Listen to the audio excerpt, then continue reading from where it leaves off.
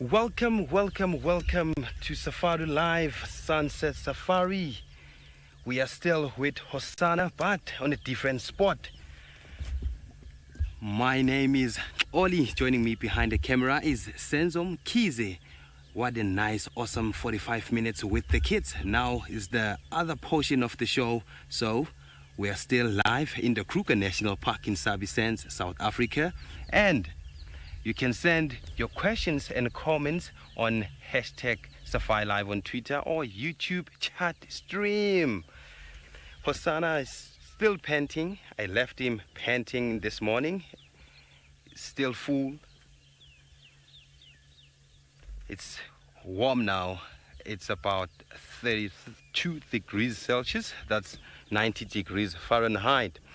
So there's a small portion of his carcass in a tree there on our right hand side. You can see it's hanging the small ribs there. At least we have dinner for tonight. Hosana, you fought a lot to have and to own this kill this afternoon. A lot of flies there. Go and eat your biltong. So tomorrow he'll be snacking a biltong pieces there. You can see it's nicely prepared. It's been exposed to sunlight, so it's drying nicely and slowly there. Going back to Hosana. This cat, it showed me something very interesting this morning, that he can stand his ground. It means he's growing up. And killing a kudu was so interesting. It means he's still going to be around his father's territory. I wish he will stay. Just imagine if he can leave this territory, we have to start a new life of another cat. Let's say Hukumuri owns this place, and then we have to lose Hosana, Tingana. Yeah, that would be bad. So I'm not alone in this afternoon drive. Let's go to Tristan on the other side of the reserve with some update.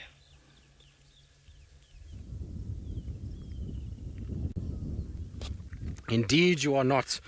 We are here to help you out and hopefully be another set of eyes and hopefully find something of interest. At the moment, though, we're doing a spot of birding, and we are looking at a rather unusual bird of prey. I've been sitting here kind of second guessing myself a little bit. My first instinct was steppe buzzard or common buzzard, which I think is what it is, but I've just been kind of second guessing a little bit, just sitting in an awkward way. Kind of tail is sort of obscured and tricky to kind of see it. Now, there's a very good reason that I'm sitting right here. Yes, it is most definitely a steppe buzzard now that it is flown. You can see the rufous on the tail, but there's a very good reason that I'm sitting here stationary, gazing upon Sydney's dam, and that is because that on the other side of that dam wall, just inside the Manyeleti, is sitting two cheetah, and they were moving the whole time all the way along towards the Sabi Sands, and apparently Gendre drove past them on the gates, close to the gate, and then they got spooked because they saw Gendre and now they run away and we can't find them. So it's all Gendre's fault. He's come back to work and he hasn't been back at work for even 5 minutes, and he's already chased away two cheetah, which is not acceptable at all. As Kirsty says, she would also run away if she saw Gendre too. So we are waiting for two cheetah. Which two cheetah, I don't know. I have a sneaky suspicion, and it's something that actually Michael Fleetwood pointed out, is that there was two cheetahs seen in northern Manyeleti a few days ago and a few weeks ago, and it's possible that it could be the two from the female that we saw all those months ago, that Ralph and James and everybody under the sun except for myself and Lauren have seen. And so hopefully those two are on their way this way. If they've been moving steadily down the kind of fence line all the way to here, then hopefully we'll be able to see them. Now, for those of you who don't understand what the fence line is, the western boundary of the Sabi Sands and the Manyeleti has a fence system that protects the communities from animals and animals from the communities, and so they're following that fence system along. In fact, Chandra actually even sent a photo I believe, of said cheetah walking down the fence, and so hopefully they're going to kind of sit up. So there we go, this is one of them. So maybe some of you who are very, very clever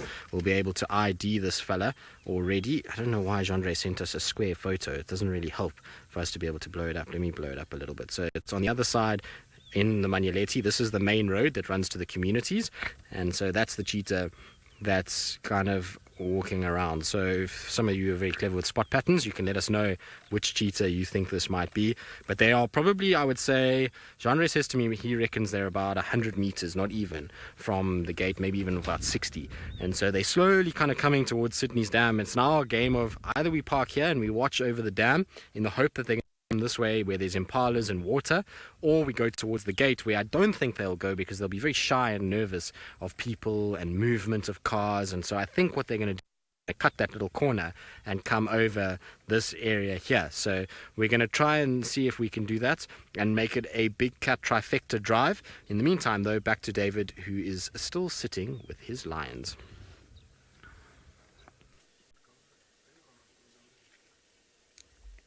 Well, Tristan, it would be wonderful news if we hear of cheetahs, because cheetahs, when they cross, the property of Joma, is always great news for all of us. Now, I moved a little bit because my lioness was a bit flat, and I have been able to catch up with 4 members. At the moment, I got 2 on the screen there of this Olo Lolo Pride. There are 5 youngsters, which are males, of course, and a few young females, because in total in this particular pride there are 16.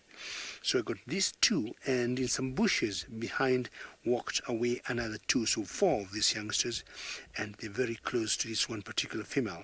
It's not very far, sorry about that car, from, yes, that's the other one there, and she's walking away. That looks to me like a fully grown female from her body morphology, from her walking style, and she's walking the other direction. And not sure it's the sister or the first cousin of that particular one there that has cubs. And are you thinking, or are you making plans to have some hunt at one point? Now, we all know lions are very social, and no wonder the 4 of them are here and not very far from that one particular one. And to me, all these look like young boys. You can see by the size of their bodies, and that is full of mud. Not sure that's mud or what that is. And either he must have been somewhere either rolling in mud, and you can see a bit of mane trying to come out, and he looks to me like a very promising male once he matures. I'm trying to guess he's about 2.5 years, maybe. And just cooled off, and it's very typical for the cats and more so lions to start being more mobile when the temperatures go down. Not sure where they would be wanting to go, because there's that gully between me and them, and for me to catch up with them I'll need to go round that gully another maybe 1 kilometer to see where they would be going or what exactly they want to do. It's one pride that is very formidable when it comes to hunting, and especially now with migration gone.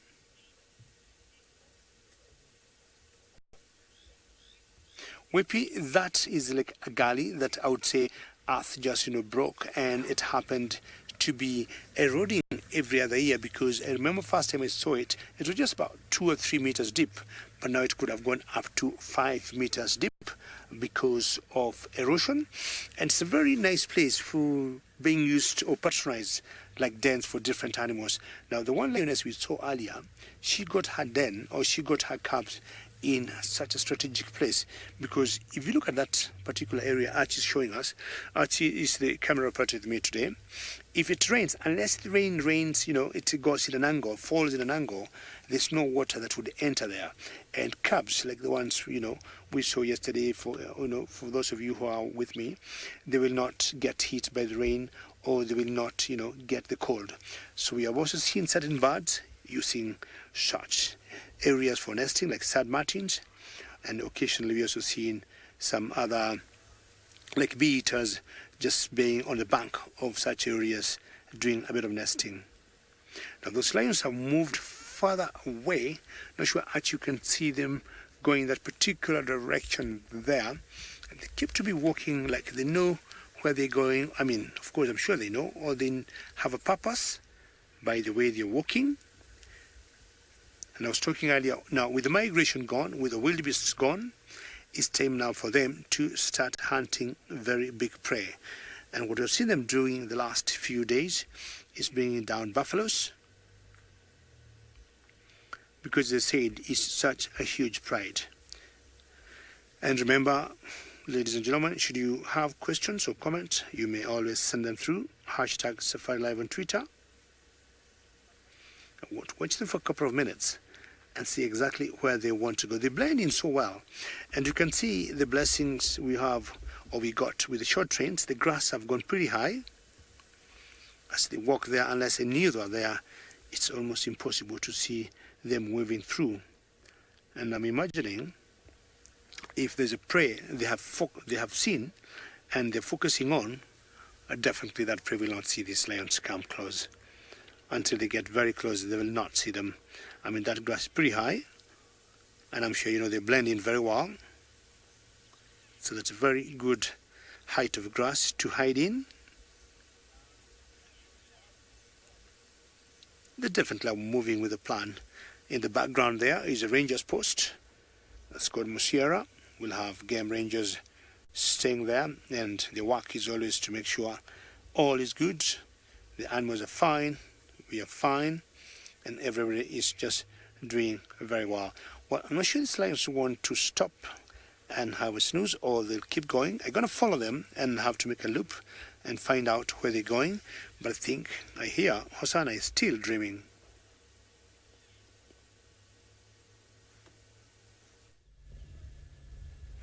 Yes, there's something that happened while I was away. So we were sitting here, as we are still sitting, on our right, but because Senzo doesn't have a good view of that leopard orchid, what's happening? Not far from us, there's a bush, and this green bush, there's something hiding in this bush. So there's a leopard tortoise in this bush here. So in the morning, there was a viewer said, "Where's the leopard tortoise?" So there's a leopard tortoise here, but we'll wait for it because I think he saw Hosana and then it stashed inside. So this is magic for us today. We have 3 leopards from different species. So I will wait and see whether this guy comes out or not. So Hosana woke up because I think if you are too full, you won't have a nice sleep because you really need to reduce the weight that's in your tummy. So Hosana, I think you need to poo, man. Like, you must go poo and reduce that weight because still have a nice meat you've stashed today. Oh God, my goodness. You're not going there. You'll sit and lie there the whole day. So his necklace is getting bigger as he's growing bigger. It's got a nice looking necklace there. And you can see between this necklace you have three spots opposing the direction of this necklace. Oh, he just hid them now. He hide them now. Oh, my goodness. Breathing heavily there. I wonder, because I've read in the books that young leopards, they have pink nose, and when they grow up, they tend to be black. But Hosana's nose is still pink, so I'll be looking at his nose when he's growing up and see whether it will go black or will stay this pink. Oh, stretching yourself, man. Doing aerobics down there, gymnastics. That's what you've been doing all this day. Yes, and we are not alone here who's looking at this beautiful sighting. We have the birds. And I think this is the bird that was here this morning, a Birchall starling, but you can't say it. And then you can hear this one.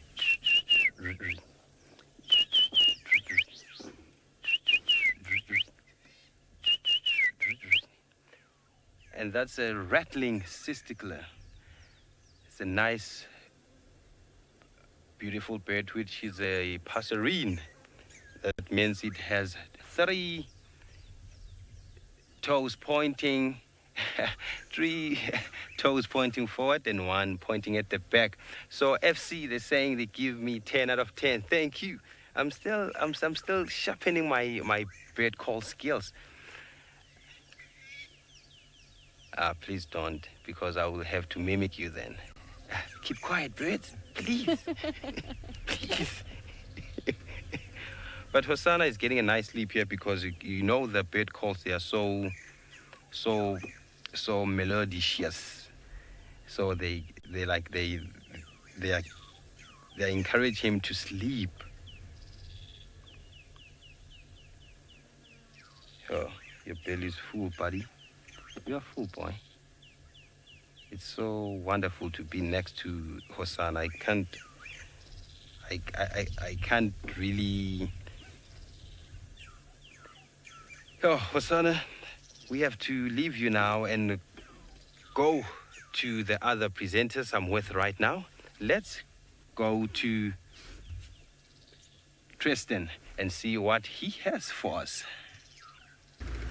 Yes, we are one of the other presenters, and I'm sure it's nice to sit with Hosana. It's always a pleasure sitting with that entertaining cat, although I somehow feel that he's in a food and heat coma at the moment and is probably not really being too entertaining at all, other than just sleeping and giving a dopey little look every now and then that he gets when he's full, which is, I suppose, better than no cat whatsoever, like what we have. So we're slowly meandering, kind of just doing loops around in the hope that these cheetahs decide to get the courage to go past the gate. I have a funny feeling that they're a bit nervous. We've seen people on foot there. Obviously there's the security and the people that let people in the gate, and so there's a lot of movement there that takes place, and I think they're a bit kind of maybe a bit nervous, and they've settled down again. But it says James Richard,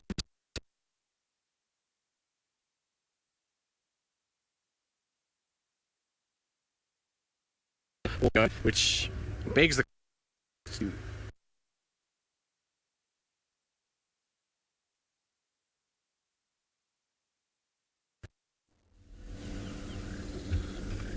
Hello! I'm trying to relocate and show you the leopard tortoise. So I don't want to bother Hosana. Sorry, buddy. I think I will disturb him. So let us not bother him. So I think this guy is just here, deep in here. So I can't go out because there's a cat.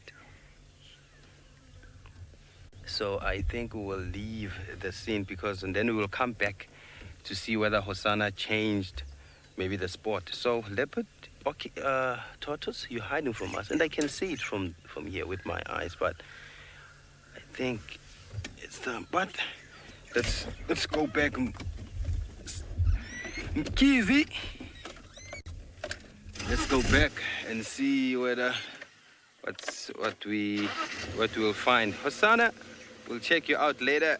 We are not leaving you, man, for good.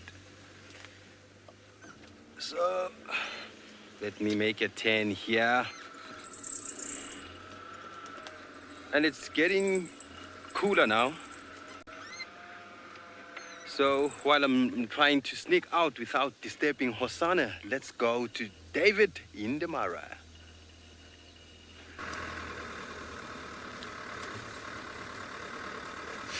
Well, it has remained warm here, and I'm feeling like the humidity is going much higher than when we started, which would mean some amount of maybe rain tonight. I do not know for a fact. So what I've done, I have to take the big loop I spoke about earlier to see whether I'm going to catch up with those lionesses and lions that were just moving, or with that particular pride of youngsters. I want to find out how far they have gone. Have they stopped? Are they still on the walk?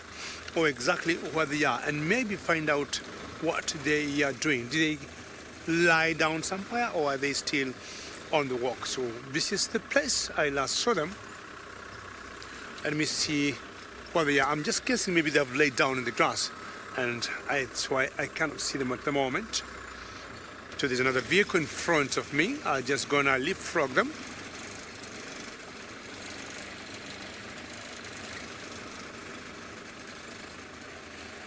Glider, that's a very good question. And how will the lioness get food if she's still got very small cubs? Apparently, lions are very social cats, and because they're very social, they'll definitely be living with others. And the other ones that don't have cubs will go out and get some food for her. But I've seen lionesses that are very resilient. Even when they got pretty small cubs, they'll still go out and be able to hunt. That particular lioness we were watching there the other day, she hunted herself a warthog and she had food. So in general, others will go out and hunt, for her. But if need be, she's also capable of getting some food for herself. Now, I have not been able to find those lionesses again. What we need to do is first watch. There's some other big animals here that are huge elephants and a sizable herd. As I keep thinking, looking around where those lions could have disappeared to. You remember, I said the grass has gone pretty high. So either where they are, I cannot see them because of the grass, and they must be lying down. And if they are, then that could be a bit tricky to see them. Well, that gate you see there, or the buildings you saw there earlier, or that gate is called Olololo Gate. Now, I told you the Pride of Lions that we're watching is called Olololo, and Olololo also happens to be the name of that particular gate. And that gate called Olololo, the Pride of Lions called Olololo, because I'm sure all of you know of the Olololo escarpment, which is part of what you see there, and that escarpment to the locals is called Olololo, and it gave birth to the name of that gate and that particular Pride of Lions. Definitely not these elephants. These elephants are not called olololos. These elephants are just elephants, unless we maybe have a name for them. Not many people have been able to research on elephants so closely to be able to identify them, unless they get one with a collar or the collar some, and that way they can be able to identify a particular individual. They move a lot, and there are so many of them to know which particular herd you're dealing with. And especially us here in the Mara, we neighbor another national park called Serengeti, which is a huge ecosystem, and these beasts or these pachyderms will always be crisscrossing these two conservation areas. So it's rather difficult to know which herd is which and where they are at a particular time. Very still. The wind is so very quiet. There's these huge African elephants just keep maneuvering the African savanna, and the tusks look pretty clean, pretty white, and I guess it's because of the rains we have had the last few weeks, which I guess they cleaned all these tusks. Jasmine, how are you? And you say you love all the baby elephants. And surely, Jasmine, who would not love baby elephants? Great comment there. And especially when they're much younger, before they develop their tusks, they are always so cute. More so when you see them playing very close to the parents. It's always wonderful to see a baby elephant. I remember the other day we were discussing baby cats, from leopards and from cheetahs and from lions. And we thought, baby cubs, from the leopards, are much cuter than the other two. Not sure, maybe I might ask my colleagues today, Tristan, Trish, and Oli. We look at all these big pachyderms. I'm talking about elephants, buffaloes, and rhinos, these huge mammals of Africa. And we compare their babies, I think we can get Kirsty introduced to us that line today afternoon for a couple of minutes and ask my colleagues what they think. Baby elephants, baby rhinos, or baby buffaloes? Which ones are cute? And from my standpoint of view, I would go with baby elephants. Not sure what my friends might think. But luckily the day we discussed the baby leopards, we agreed, me and Tristan, and I think Sydney, we all agreed that baby leopards are much cuter. They're nicer cubs to see them play than the others. So we'll maybe also throw that tweet to the viewers, Kirsty, and ask them what do they think? They have been following us for a very long time. This morning, I think James and Archie had a baby, pretty biggish baby rhino, and of course baby elephants. I think earlier, and I got some here. Not sure we have seen baby buffaloes this afternoon. Most likely to see. Maybe also ask the viewers what do they think of the babies. Isabella, thank you. You're very honest, Isabella. You're very diplomatic. I would say, Isabella, well done for being so diplomatic. And you say, oh, babies are cute. I would agree with you. Sometimes it's difficult to choose or to say what particular babies are more appealing. So, Isabella, let us look at them at a different angle. And Isabella, let's look at these animals that I'm talking about, these babies I'm talking about, when it comes to play mode. So, Isabella, what do you think? And all the other nice viewers, hashtag Safari Live on Twitter. What do you think are more appealing when it comes to play? Baby ellies, baby buffaloes, or baby rhinos? And anything is welcome. I'm going to say those buildings there is a gate where for the people living outside the game reserve in different camps and lodges, they have to go through that gate to come and see this wilderness, this glorious wilderness we have in the Mara Triangle. Got a feeling we have a big drop of temperature now, as much as I still feel the humidity is quite high, because just looking by the body language of those elephants, I hope you have heard one of them just rumbling. I was trying to say their ears are not very flappy. Not sure that's English. Very good. I'm happy that you heard that. I usually kept confusing that rumbling, and I kept saying they must be having tummies that are rumbling, and just came to find out much later when I went to college and in the field that comes from their vocal cords. Well, Tristan, the leopard whisperer, is trying to whisper to some cheetahs. Not sure whether they're listening to him or not. Well, not today, I'm not. We've seen nothing other than some very grumpy ellies, actually, that we had during the school drive that were not very friendly at all. Once we kind of linked away, we had 4 big females that decided we were not welcome any longer and basically came trotting towards us. Well, trotting is probably a strong word. They walked with some purpose towards where we were. So we haven't really, to be honest though, we haven't really been looking for much. We've been hanging around this western corner up near Sydney's in the hope that these cheetahs are going to start moving again. So far, no sign. So what we're doing is we're just doing a little loop around just so that I can kind of stretch the proverbial legs of Wendy until such time as we kind of head back there when it gets a little cooler. I'm pretty sure that they will come. It's just a matter of time. I think once the gate gets a little bit quieter, not as many people around sort of sunset time, that's maybe when they're going to start appearing and making themselves known. Well, that's what I would think anyway. I'm not...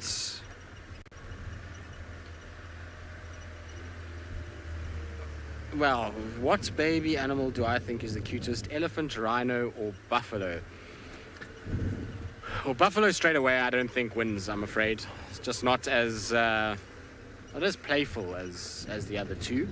But a very tough choice between those two, rhinos and ellies. Rhinos have the big feet and are very awkward, and they bounce around and they squeak like little squeaky toys, which is always quite cute.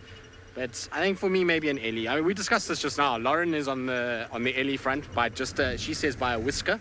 Was it a whisker? What did you say again? Ellie. The ellie, but by what? By very little. And Craig is the one that just said elephant straight away, and then I asked him, just to play devil's advocate, do you really think so? And then he shouted at me because I said elephant as well, and he's like, why are you trying to convince me rhino then? And I wasn't. I was just asking the question. So are you sure, Craig? Is your mind made up? Now, it's been an entertaining drive, actually, talking about baby animals. So the answer is from this car is a unanimous elephant for the win, but not by much. And then kind of this afternoon has been quite entertaining because Craig, as we were driving along, a caterpillar decided to deposit itself on Craig. Craig then felt the need that this caterpillar was not doing well and needed some resuscitation and care. And so the next thing I turned around, and there was the poor little caterpillar. Craig had given it a bit of water, and it was there next to the water, and there was even a little banana next to it. Not sure why there was a banana, because caterpillars don't eat bananas. But he'd made like a little bed for it, and he was talking to his caterpillar, saying, it's going to be okay, wake up now. And then he made me drive to a specific tree that he wanted me to put this caterpillar on, and we had to then deposit the caterpillar on this little senna. And now I'm not even sure if that caterpillar eats sennas, but it's now been put on a senna. So it's been force-fed bananas and now pushed onto a senna where it's going to have to cross the road in a perilous journey to get to its host plant. Craig's just laughing from behind the camera. It's true though, he really did try and nurse a caterpillar back to health. He told me that he thought it was dead, and then he said no, it's concussed. Then it came round. No, he's not a good caterpillar mother, Kirsty, you're right. We will not give Craig any more caterpillars to look after, because that caterpillar is now most certainly bird food, and the hornbills will be thanking Craig, but the caterpillar won't, that's for sure. It was a beautiful caterpillar, actually. It was a little emerald green caterpillar with this nice little yellow line down the side. Yes, now it's just, well, it's been bananified, so what would that be? I don't even know what we could call that thing. Anyway, caterpillar hopefully will live to another day. Poor Craig was very concerned about said caterpillar and was very worried that it was going to unfortunately succumb to its perilous journey and fall that it had on the way to meeting. Where did it hit you, Craig? On the knee? Did it hit your knee or your face? On your knee. Oh, okay. Well, at least it wasn't your face, Craig. Imagine if you had swallowed it. That would have made you feel bad. Imagine if the caterpillar had come falling to the ground and Craig had his mouth open and the caterpillar had gone inside. That's happened, you know. I must be honest, I haven't had a caterpillar personally in my mouth, but I have had various other insects as we've been driving around.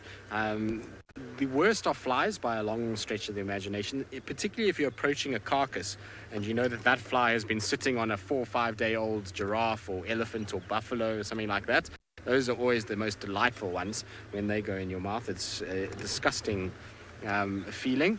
Dung beetle, also not ideal. And so the lesson that I'm trying to actually give all of you, whoop, there's almost a millipede death. The lesson that I'm trying to give all of you is that you shouldn't talk as much as I do while driving, and then you won't eat nearly as many insects, and you'll be okay. That's apparently what we're going to go away with from this discussion. It's very quiet though, I will say that. So Kalina, question for Craig. Craig, I thought you had to let nature take its place. What is your answer, Craig? Eh?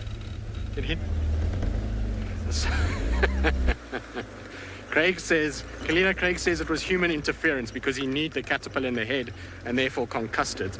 And so he felt bad that he had to then kind of look after it. So apparently that was human interference, and that's why Craig said he could look after said caterpillar. What did you call the caterpillar? Craig? Craig and Craig? Didn't name it. Oh, Craig, you failed. You didn't even name your pet, Craig. That's poor form. You know here at Wild Earth we name everything, so I'm very disappointed that you didn't name him. Kirsty, do you have a nice name for Craig's caterpillar? In fact, we might even head past that bush just now and see if we can actually find it. Hey, hello, squirrel. Are you going to sit still for us so we can actually show an animal and stop talking nonsense? Yes, it's going to sit still, but it's going to sit behind something. No, it's not going to sit still. Where are you going to go from there now? Oh, I'm just going to go into the next tree. This is a smart squirrel. Right, let's see if we can get a better view of this squirrel. It's now coming down again. Where did you go?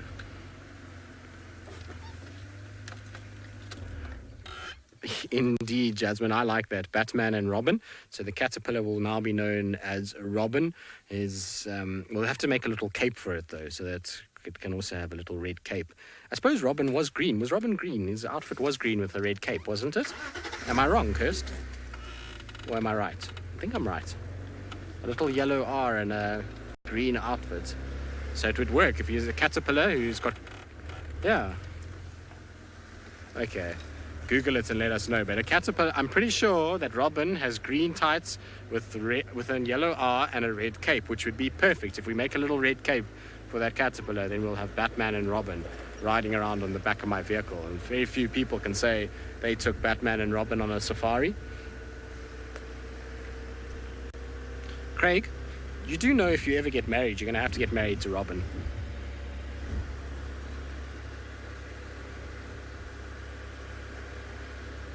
So he's got a red suit. I got the colors right, just the wrong order. So red suit, apparently, green gloves and a yellow cape. Oh, hello, tiny baby. Look, there's a very small baby elephant. In fact, smaller than the one I saw earlier. You can see its ears are still very pink, that are kind of flapping in closest to us at the moment. Is the Ellie that I'm talking about. See how pink those ears are? Now that's often a sign of a newborn little baby. It's still a bit wobbly on its feet as well, so I would say within the last probably day or two, that little one has been welcomed to the world. Isn't that cute? Now, we were talking about cuteness between baby Ellies and baby rhinos. It's so tricky because we can never really show baby rhinos here. Not that I have seen a baby rhino in quite some time, but, you know, when we do get little baby rhinos, they are very, very cute little things, and they're often quite curious of cars. You'll find them often coming quite close in order to come and see what's going on. But you can see how that little one is absolutely dwarfed by its... Oh, are you trying to get over the stump, little one? Let's see how it goes. Oh, come on, get that back leg up. Oh no. There we go. There we go. Engage low range 4x4 diff lock, and over it went. And so you can see it can get underneath its mother in order to get a bit of shade, which will then kind of protect it from that sun. And when those ears are still pink like that, that's very, very important that these Ellies get that shade. Otherwise, they get very badly sunburnt, and their ears will get very crispy, funny enough, which is very, very unfortunate, and they can get dehydrated very quickly and succumb to that. So it's important that they still have that ability to get under mom in the first few months of their life, where then mom's body will basically provide the shade needed in order to survive. But incredible how that little one just disappeared, and in that thicket. It's amazing how much greener it is. I would actually like to know how many Ellies we've got here. It looks like a fairly decent kind of grouping. And you can see how well they actually blend in the summer vegetation when the greenery gets quite thick. Those greyish kind of neutral tones work so well in being able to kind of camouflage in amongst the thickets. The problem is they're walking away from us and deeper in there, and unfortunately we're not going to be able to get a car in there at all, so we're not going to attempt that yet. We're going to try and go see one more loop for the cheetah, and then I think if we head back towards kind of Galago Pan, these guys might turn towards Galago Pan. They're north of that at the moment, pretty much where I was trying to follow Tingana the other day, which was a bit of a nightmare. Now we're going to carry on, go see what we can find with those cheetah. In the meantime, back to Team Rusty to see what their vote is in the trifecta of cute baby animals.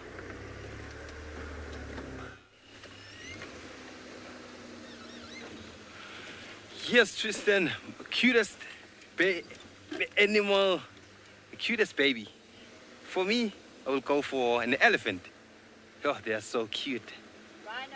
Rhino. No, Jamie is saying rhino. No. Senzo? Elephant. It's 2 in 1 in this vehicle, so elephant is winning. Baby elephant. And more especially when you see them while they're still new. FC buffalo. No. Elephant.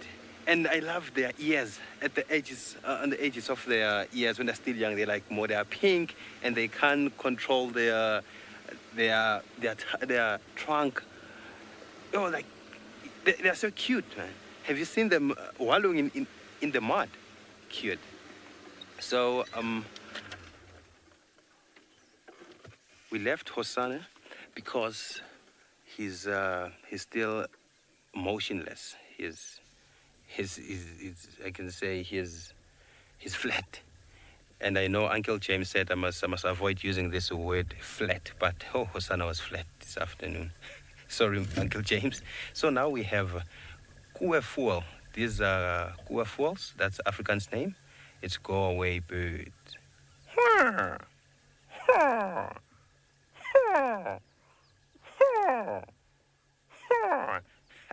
That's a grey go away bird. It's a grey lorry. And I've 8 out of 10 FC. I'll try that. Next time I'll go 10 out of 10.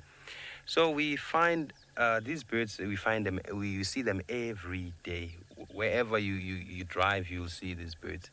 And sometimes they say they can tell you, or they will alarm for you, but sometimes they will tell you lies, just like the squirrel we saw before we went live. It was alarming. And when we did our search, we found out it was alarming for another squirrel. So sometimes you don't have to rely on these guys. Yeah.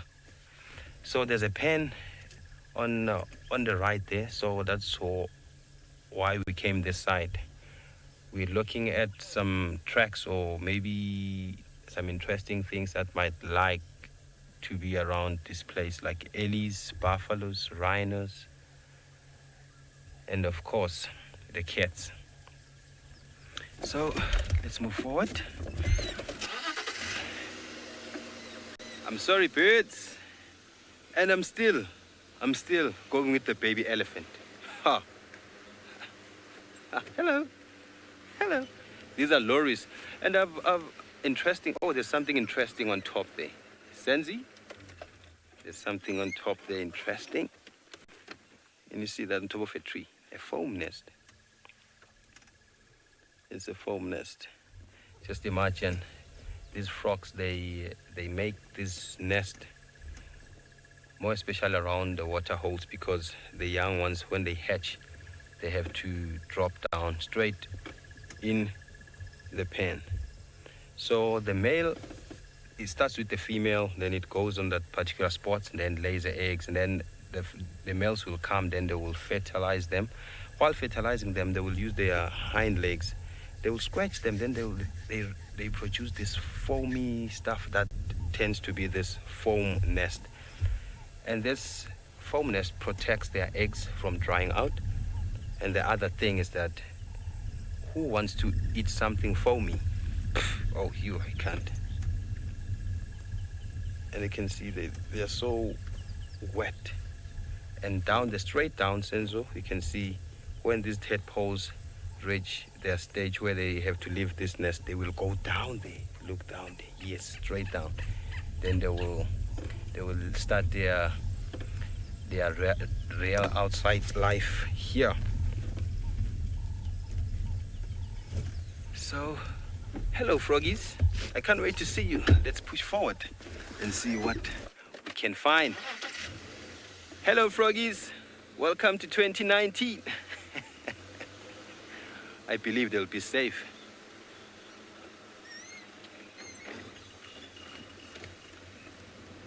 Oh, the breeze. It's so nice. Perfect. Oh. You can still ask your questions in the comments on #SafariLive on Twitter. Yes, Kalina, I've seen an impala giving birth, but not here while I was at school, at the college. And I've never seen an elephant giving birth live. No, I've never seen that. But the interesting thing was, my friend, who's a female friend, not my fiancé, but a female friend from home, she said that she went to this place. It was around October, November, sometime last year. And then she told me that there was this couple, and then they were watching. They were on a sighting, and then they were watching some head of elephants. And then what happened is that elephant started to give birth, and then after that, that guy proposed a marriage to his fiancée. So those are times I wish I can have, like, just imagine proposing while impala or an aardvark or something giving birth. Unique times.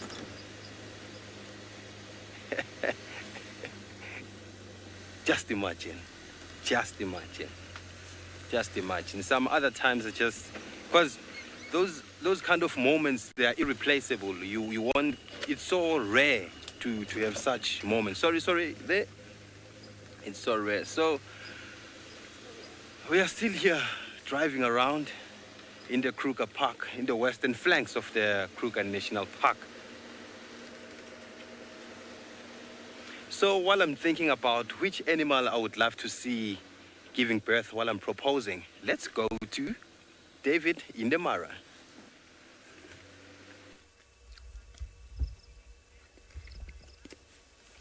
Well, Oli, that was an exciting story, you know, of when you'd propose to a girlfriend, depending on what, you know, the gentleman. So anyway, here in Kenya, Oli, we have always thought if you get to those very rare sightings, I'm talking of either a pangolin or an aardvark, and there's a girl you've been trying to either engage and it has been very difficult for some time. The day you see the pangolin or you see the aardvark, you go and you talk to the girl, you straight away get engaged. Well, that's what I've always heard from my village. And for those of you who could be joining us now, this is one member of the Olololo Pride. And she's just lying flat there with all these lion flies on her body. Not sure they're getting the warmth from her body or trying to get her peeling or getting any flecks on her skin. I've sat here for quite some time because this particular individual got 3 cubs with her, very tiny, 3-4 weeks or so. I would say more 3 weeks than 4 weeks. I saw them yesterday, same time around, but currently they have not come out. So I had her like 45 minutes earlier. She was still lying flat there, just panting and breathing. And I thought I'll go and come back when it has cooled off. But they haven't come out as yet. But I got a feeling at one point they'll come out. And it was just so nice to see those small little bundles of joy jumping around and playing before it gets dark. Typical for lions to sleep, nothing out of the ordinary. So they tend to go flat, and when they go flat like that, not much you can do. You only have to wait until they're up and about. So a few minutes earlier, I saw 4 of the members of the Olololo Pride, which normally consists of 16 members who went together. But now, with the addition of these 3 new cubs, they'll be going to 19. And I've been asking myself, how long will the 19 hold? How long will they stay together as 19 before maybe they start splitting into smaller groups? As it is now, we have been seeing 7 of the youngsters, which are males, more so than not on their own. So I don't know how long that will take before they go in different directions. Well, once the pride gets big, sometimes they'll all split because of food resources. And I'm imagining the first out will be those boys. Rosalind, that's a very interesting question. At what age do lion cubs start to roar? I'll tell you for today, Rosalind. Sorry, I don't have an answer for you, but I'll work hard and let you know.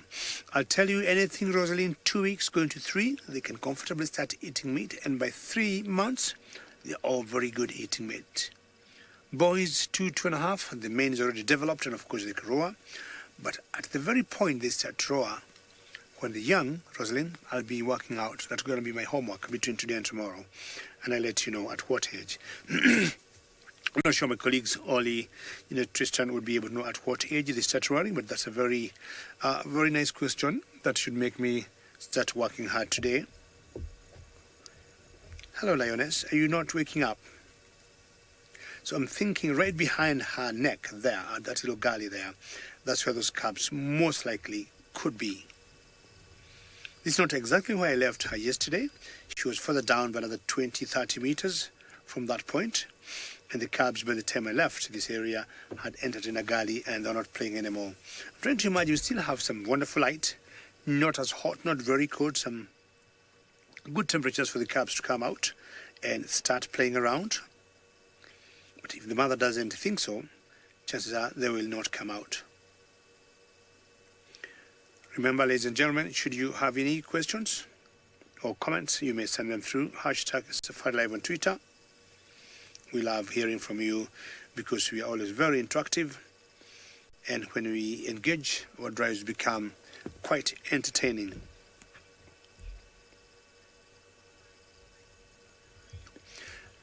Edward, these flies here that we call lion flies, I only would give maybe two possible theories. Number one, I'm sure they get a lot of heat from this particular lioness, and we have seen them, of course, in most lions, not only Edward on lionesses, but even on the males.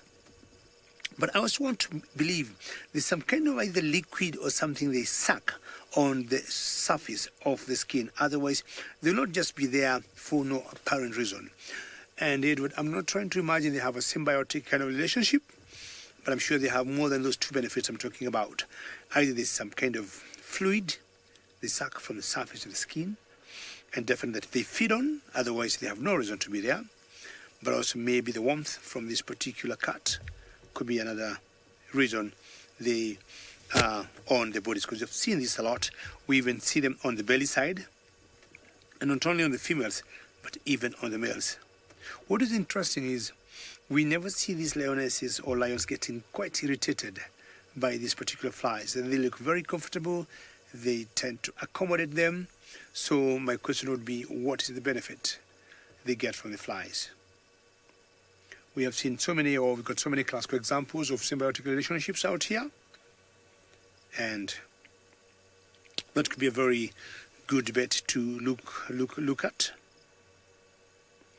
I've been watching this lioness thinking I got my friend Isaac, who along the drive, I'll be introducing him as he just joined us the other day, and very knowledgeable, very experienced guide as we keep training him. Of course, James Henry is the gentleman who is training Isaac. They got to the Mara together yesterday, and they started their first drive this morning, and Isaac was able to do a few segments this morning, and I can't wait to sit behind him and I shadow him when I have him doing other segments, especially in the afternoon.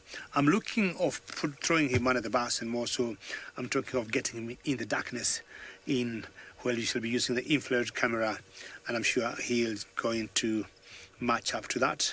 He has been in the field, or he has been guiding for a couple of years. Now, lioness would want you to wake up. You have been lying there for so long. Please up, lioness. And I'm going to stay here, and I'm not going to move until you wake up. And as I continue staying put here, we'll take you close to Jamie.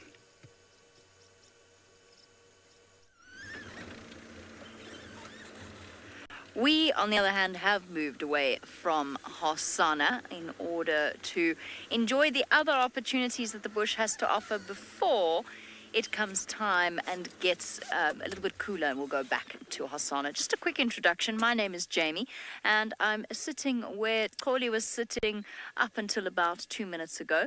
I am still wrapping my brain around the idea of a birthing, animal birth / proposal. And in fact, when we rounded the corner and saw an impala herd in front of us, was the first time I haven't looked closely to see whether or not any of them are giving birth, just in case. He's grinning in the back there. Senzo, of course, is still on camera with me. And we are trying to look at a monkey. It's unfortunately right into the sun, which makes Senzo's life a little tricky. He perched right on the top of a dead tree, looking thoroughly contented. And I think all of the animals out here rejoicing in the fact that it's rained. I know we emphasize this point pretty much every single day, but what a change, what a nice change it must make for animals like this monkey to be able to go and eat fruit, for example. Something that has a little bit of texture, a little bit of taste, a little bit of juice. You know what it's spitting out? I think it's spitting out seeds of some description. I think it's been eating, perhaps it's been eating white berry bush berries. Whatever it is, it really doesn't want the seeds.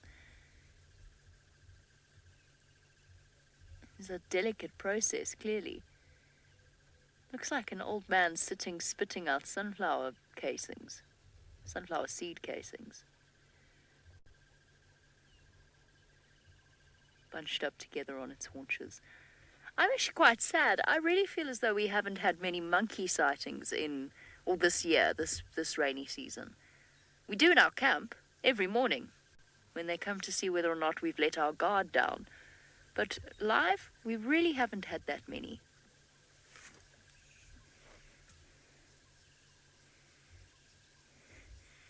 Patty is pointing out that this vervet monkey has a serious eyebrow brush. So, absolutely, this one has... No, you see, I actually don't think this one brushes its eyebrows at all. Oh, I see. I'm sorry, I was being very stupid there, Patty, of course. A brush is in that sense. Right. Yes, we'll combine that with the old man image that I created, because, of course, as we know, eyebrows do get slightly out of control, as one, particularly for men, as they age. And you really, and combine that with the eyebrows and the seed spitting, not the speed sitting, the seed spitting. And it completes the image. Right, are we off to get some more? What are you eating? Look at what's around it. Oh, stop, have a jolly good scratch. That looks comfortable. No. On to the next thing. And that is very definitely, in case you were left in any doubt, that is very definitely a male, sexually mature vervet monkey. They are nicknamed, or they are named they're called blowharpies in Afrikaans, blue monkeys. And if you don't know why, well, you're not watching, clearly. Berries, oh, jeez, it looks like silver. I saw that the silver cluster lilies were flowering. I wouldn't have thought that's what it would be eating. There must be something round the back there that I can't see. I'm convinced it's a white berry. A white berry bush that it's enjoying. It's tucked right deep in there. Yeah, there you go. Look, you can actually see the white berries. Well done, Senzo. Ah, Liz, have I got a story for you. Liz wants to know if monkeys cause a lot of havoc.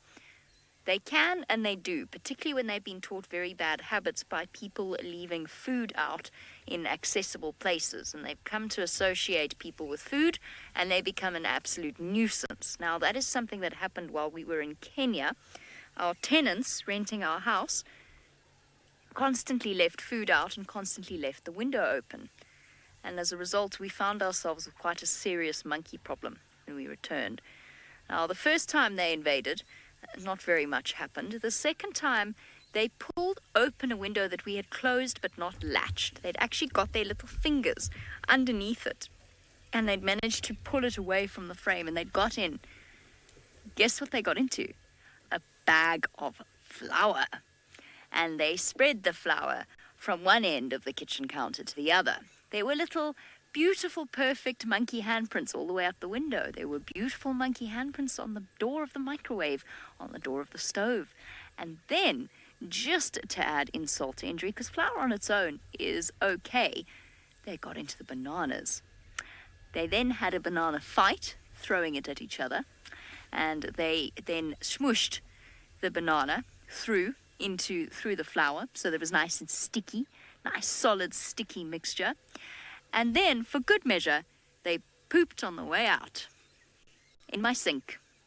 So yes, monkeys absolutely 100% can cause havoc. Do you know what else they did? They disrupted the squirrels that have invaded our roof and are busy messing up our roof. No, the best part of it, I had malaria, okay, at this point, so, I was a little jittery. The best part of it was Brent went to sit down and he said, I'll do it later. You will do it with me right now. Or else. Oh, I'm not sure what I will do, but it will not be pretty. Oh, there's more monkeys up ahead. They had the best time. Oh, and our pool. They threw bananas, flour, and their own poop in our swimming pool. So, Just saying, it's one of those little blow-up things, so it's not like it's got a creepy crawly or anything. Then, the other thing that they did in this whole process is they disrupted the squirrel nest that's up in our roof, which is also a problem because now the roof leaks. But they disrupted the squirrels, and there was a baby squirrel on the floor. Now, this little tiny baby squirrel was just got its fur. Ooh, sorry, Gears. I'm just trying to do it so that Senzo doesn't have to shoot into the sun. Can you see there on the top of that log there? Anyway, on the dead tree. Yeah, there's a whole bunch of them there. Thanks. So, the end point of the story was the baby squirrel was there, but it was ice cold and squeaking. Now, neither Brent nor myself have ever wanted a pet squirrel. They do tend to be quite traumatic as they grow older. They bite people, they attack people. They don't make good pets once they're older.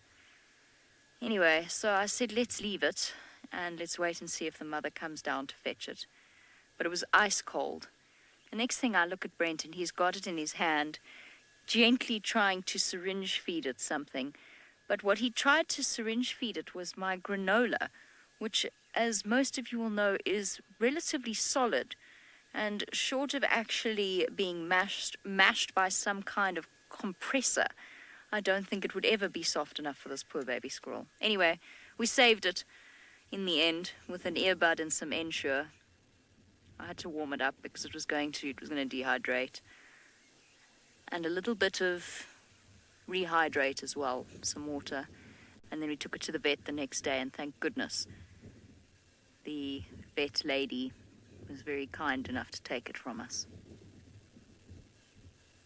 So yes, monkeys really do cause chaos. Absolute, total, 100% chaos. They also stole my Panado and at one point my Coartem, which is, if for those of you that don't know what Coartem is, it's malaria medication. Fortunately, I caught them before they actually took it. I would have been very unimpressed.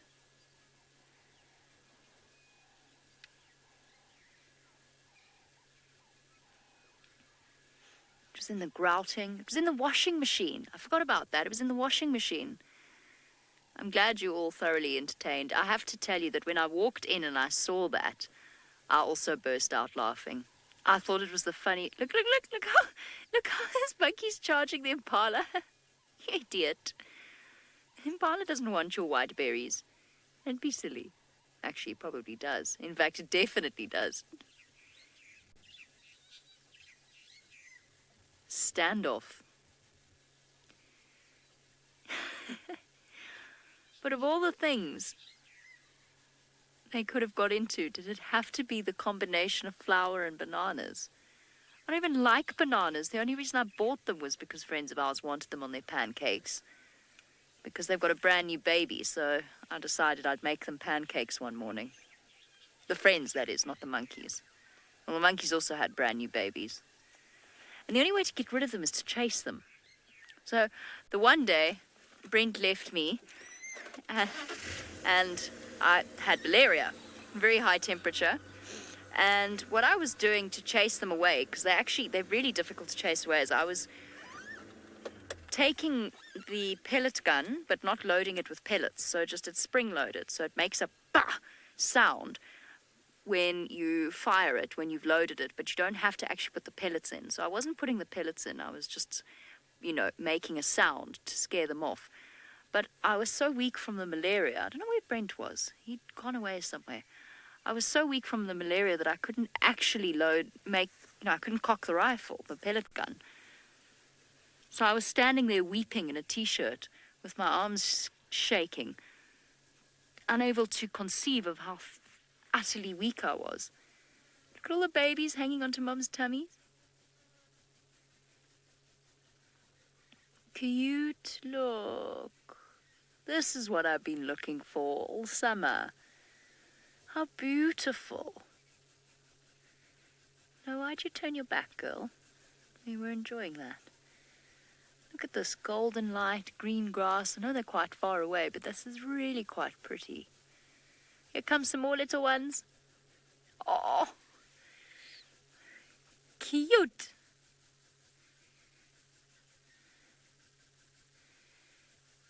I could watch monkeys all day too. Kirst says she could. I definitely could as well. This is beautiful. And look, they look so innocent and lovely, don't they? At this distance. Oh, look at the little one. Tucked in the middle. Up against Mum. Oh. Like humans, monkeys of course have pectoral mammary glands. This is beautiful. What a stunning sighting. With the grass shining like this.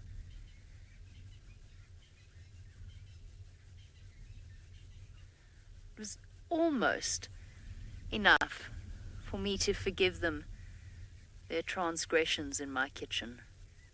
Almost. Look at its tiny tail gripping onto Mum's tail. Just that extra level of support.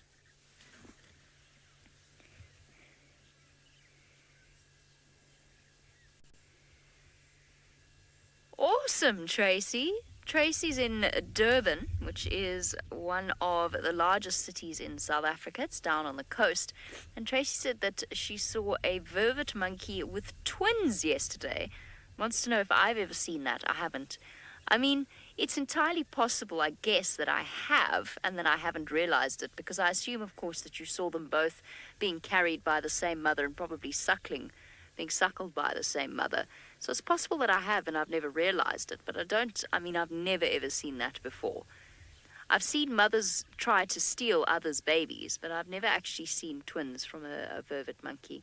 It's quite rare, but not as rare as something like, for example, elephant twins. Oh, by the way, you're all absolutely right. Baby elephants are very cute, but you haven't seen baby rhinos properly live.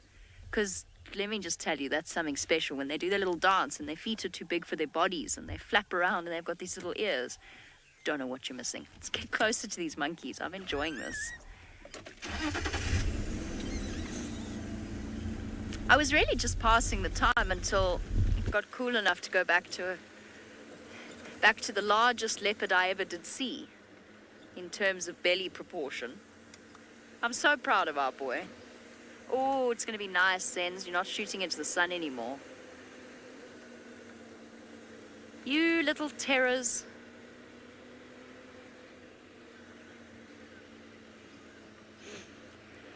Gremlins, fortunately not. Gremlins wants to know if these monkeys steal things from tourists. Fortunately not, no. They haven't been taught bad habits. They're not fed by anyone at the lodge. So they've got no real reason to go into the lodge and steal things from people. Look, it's possible that they could go into a room if it's left open, and they might. I have heard stories. In fact, I believe the most recent one was from Brent's brother, who he phoned us to complain about the fact, but it was before he worked at Chitwa, but that he'd spent 3 hours traipsing through the bush helping a lady reclaim the contents of her suitcase, thanks to a primate invasion, although I think in that case it was baboons. Certain places that you go, tourist attractions, big tourist attractions, places like Burke's Potholes or God's Window, or if you go further into the Cape, you'll find that the monkeys have been fed by... Oh, it is. There he is. That's the one who always raids our camp. The one with the damaged hand. It's you. I know you. Don't worry, everyone. That has not set you back at all. I was going to tell you what we call him, but it suddenly occurs to me that I'm not sure it's 100% appropriate. So I'm going to avoid that. I know you. You the cheekiest of all.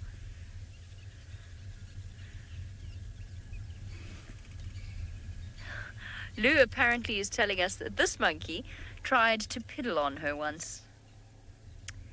He tried to urinate on her head, which is very rude. It's exceptionally bad-mannered. Don't worry, this...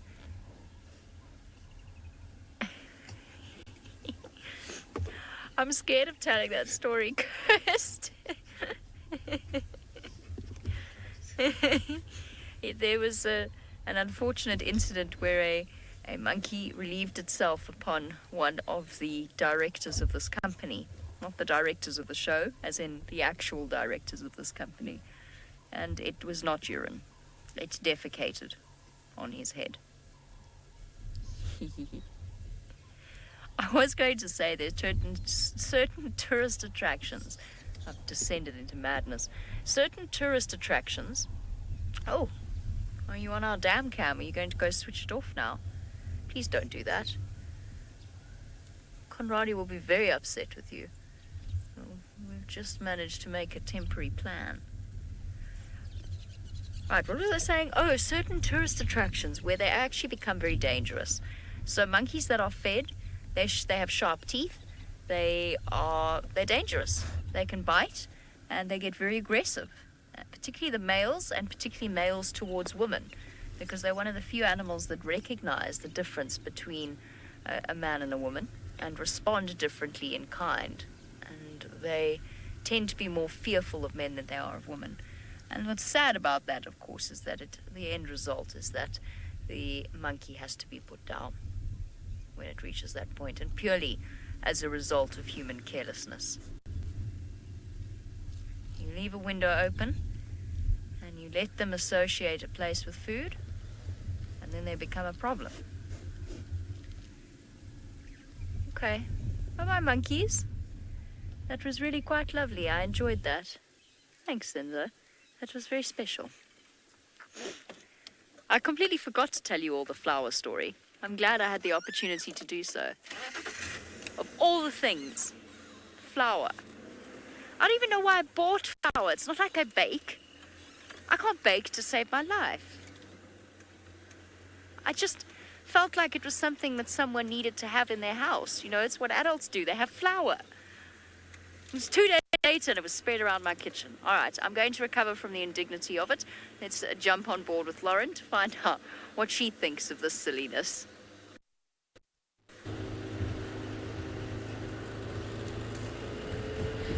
Good afternoon, everyone. I have swapped places with Tristan, so it is now me in the front seat, and we're still on the same mission. So we still have Craig on camera, who's still sad that he's lost his robin.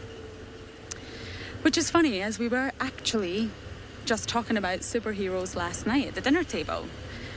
Not that I know too much about superheroes, but obviously Craig is our Batman, and for some reason unknown to all of us, the girls chose to say that they prefer Aquaman as their favourite superhero. No idea why. Maybe it's something to do with the water. I have no idea. But anyway, apparently it's all my fault, according to Tristan. I do like Aquaman. Anyway, we're still on the same mission. We are circling around because we are really, really, really hoping that the cheetah, who are just so close to the gate, do cross into an area that we can reach. Imagine if we go too far and we get news that they've crossed over. We would be absolutely devastated. We're all super excited about this. It's not common for us to see cheetah around here. And since I've been here, they've only been sighted once by Miss Jamie. So for me, this would be a really special moment. So we are driving around in little loops to see what else we can find, but we're staying really close to the area where the cheetahs are because we don't want to miss them.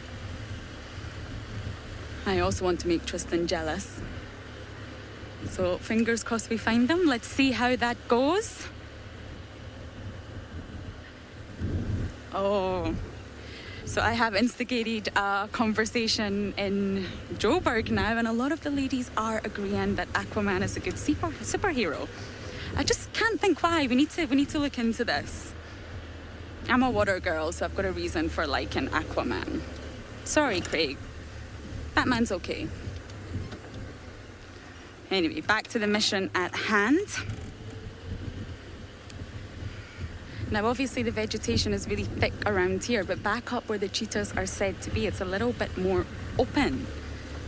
There is obviously a dam, Sydney's Dam, in that area, and it's a little bit more open, which cheetahs do tend to prefer. So just please, everybody, cross your fingers and toes. I think I managed to cross a toe there, that we can actually find them.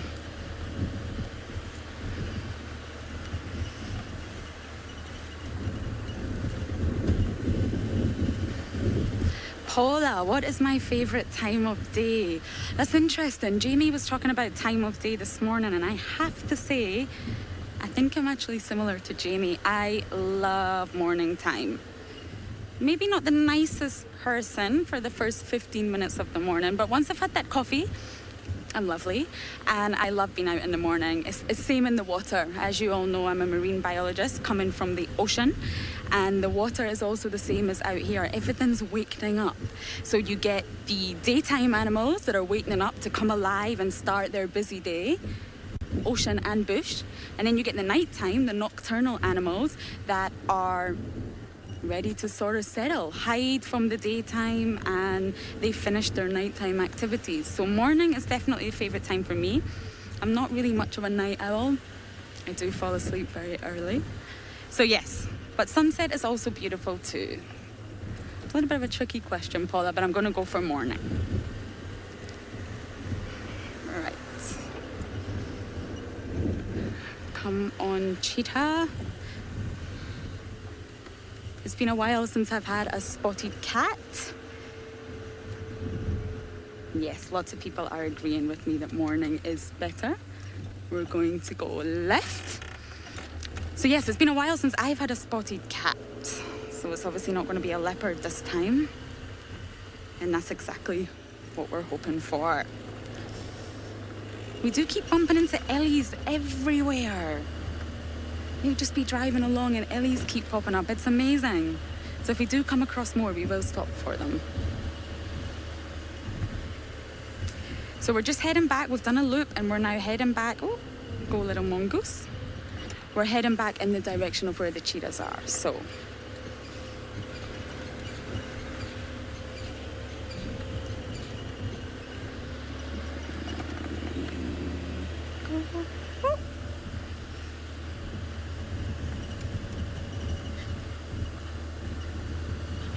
oh, I do need to inform you what I've just been informed myself. So apparently Mr. Hendry himself has just tweeted that Batman would definitely take on Aquaman.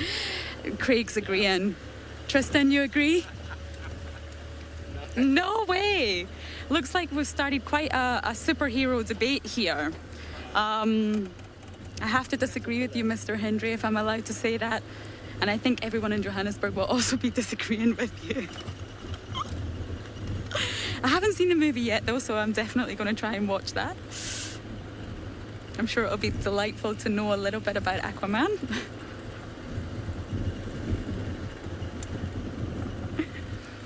Oh, Kalina's going to do some research for me. Please do. There's only a few things I know about Aquaman. One is what he looks like, and one is water. So, yes, please, Kalina, do some research for me. I'm not turning around fully, but I don't think the boys are very happy on the back of me right now, so looks like I've started a superhero war. And it's funny to find out that Craig is actually called Batman, because when I was learning my bird calls, one of the first calls I learned was the grey go away bird, that, as you know, it sounds like it's saying go away, away.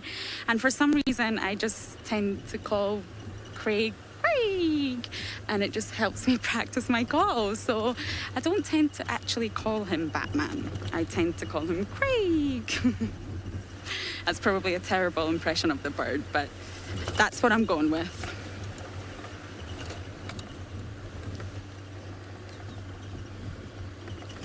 It's definitely getting a lot cooler out here, which makes it easier for us, but the sun is getting to that really low point where it just really gets you in the eyes. So hopefully, if the cheetahs were resting in the shade, hopefully they might start to get up soon, as it is getting cooler. It just reaches that point in the evening where you start to go, ah, you can just breathe. It's not so hot anymore. I can breathe.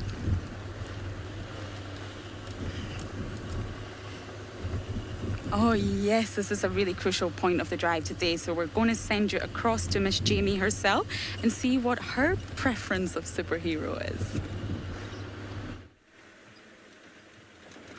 I forgot that we had this conversation last night. Lauren's excitement at the release of Aquaman, let's just say it was quite surprising. We've just been fixing the dam cam cover, which, as you saw, was in a bit of a state after that storm. So he just fixed it up. Okay, so Batman or Aquaman? That's a weird comparison. Batman, obviously. Although I really feel as though Iron Man should be in the mix, because then it's a done deal, obviously. No, I haven't actually admittedly seen Aquaman.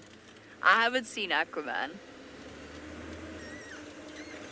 I can't keep track of all of these various forms of DC and Marvel and... Okay, well, I might change my... But I know who the actor is. Listen, exactly what are we comparing here? Are we choosing the movies for the quality of their production, their script writing, their soundtrack, their actors? What exactly are we going for here? Because I know what Lauren's going for there. Because if we're going to go for quality of soundtrack and script writing, I'm going to say Thor Ragnarok. But not looks. No offense. Iron Man. It's Robert Downey Jr. Of course.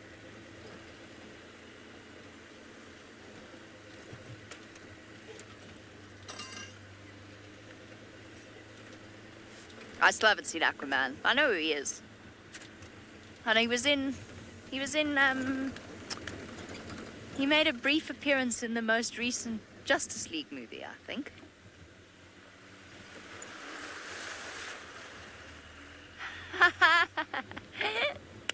I'm gonna tell him. Amanda says that she thinks that Patrick is our very own Aquaman. I imagine that Patrick will be thrilled to hear it. I will waste absolutely no time in telling him of that, I can assure you. Oh, that's great. Lauren apparently has experienced a profound emotional reaction to that statement on Wendy. Team Wendy. It was an oddly long conversation last night, to be honest. It went on for quite a while, and I cannot remember how we started it. I think we were just talking about things to watch, or to look forward to watching. But as discussed, I'm so far behind everything because I just fall asleep. Completely useless.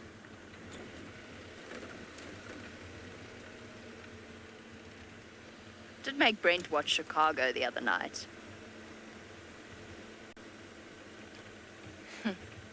Jared's buddy has suggested that we have a superhero day in the Mara and in Juma, and where we all dress up as various superheroes.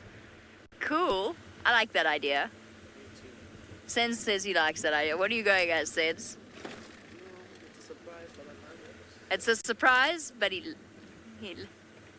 loves that idea. I don't know what Kirst just said to me. Sorry, I was distracted by trying to figure out what Sens' surprise would be.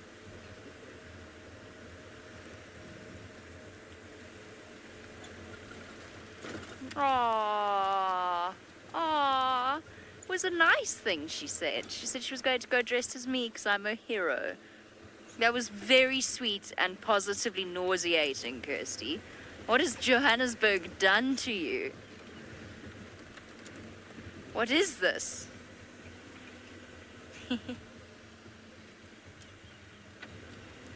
I'll go as Kirst and she can go as me.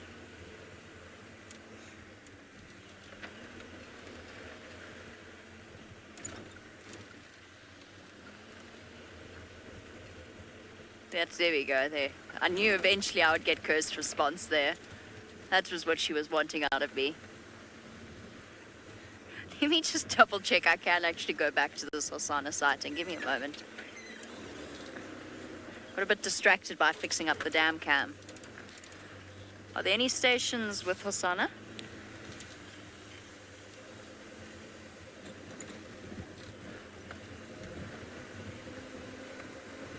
I'm gonna take...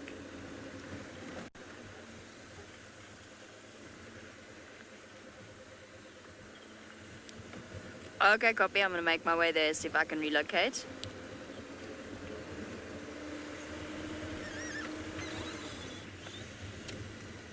Someone didn't look properly.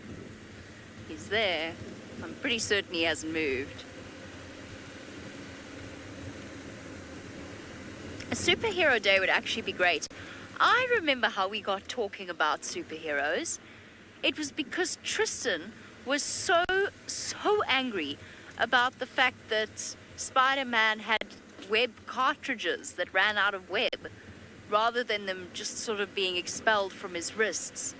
Tristan was really upset about this. I mean, but really upset, genuinely. I've seen Trist angry before, but not like this. This was something else. I guess Tristan will have to go as Spider-Man. I don't know how you'll feel about that, though. Okay, so what superhero would everybody be? Now you've got it. Now you've done this. You've created this. Okay, apparently Lou agrees completely with Trist's anger. But now you've got to do it. Now you've got to assign superheroes to the Safari Live crew. And you've got to do that on hashtag Safari Live on Twitter. Anna Marie apparently has said that I would be Catwoman. Thanks, Anna Marie. I'm okay with that. I'm good with that. I think that would be quite cool. I think that'd be very cool, actually. Plus, Selena.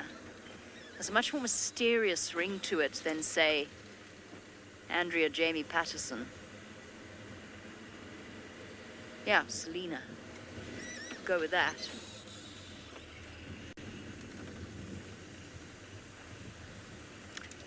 I'm trying to think now. Where would James be? I feel like I could end up digging myself into a horrible hole with this one. No, I'm leaving it to you. You can figure that one out. Lauren would be, of course, a very sad shortage of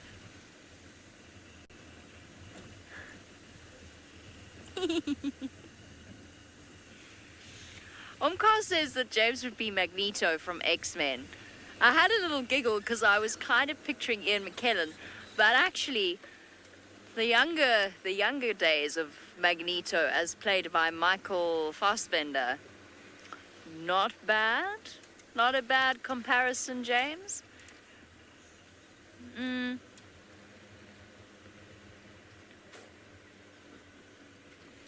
James is a bit moral for that.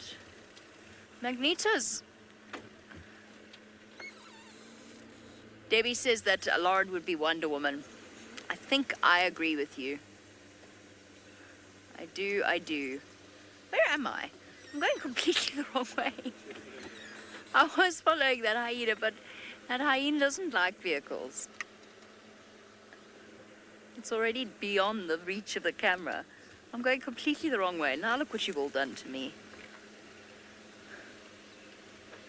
Idiot.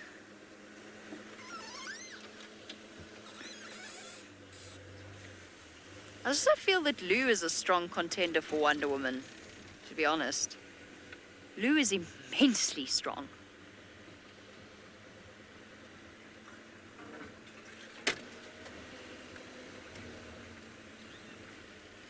I'm not saying it. I'm not saying it. Tristan can say it.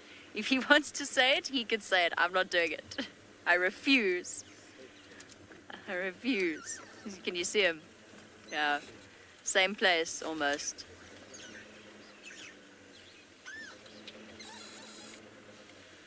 Lisa has said that Senzo would be Black Panther. You know, I saw Sens pull off a proper move earlier when we were driving past a thorn tree. He whipped backwards with no hands and abs working overtime. So, yeah, I'm concur. Hello, my boy.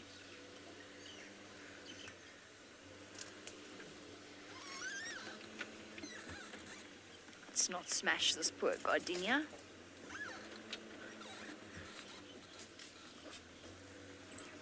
I wonder where the tortoise is. I'm a bit nervous now.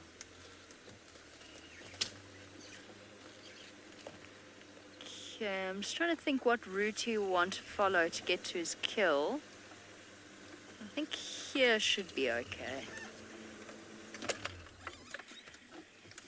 now, mister. Are we sort of awake now? Tristan and I had a long discussion about, speaking of hyenas, about June this morning. And the fact that Tristan saw her walking off with a big chunk of meat. Not in the direction of Pretty and Corky's new den.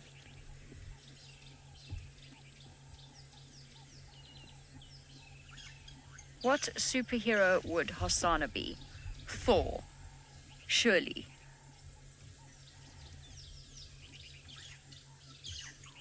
There's just something wholesome and lovable about him. Or Star-Lord. Star-Lord. I mean,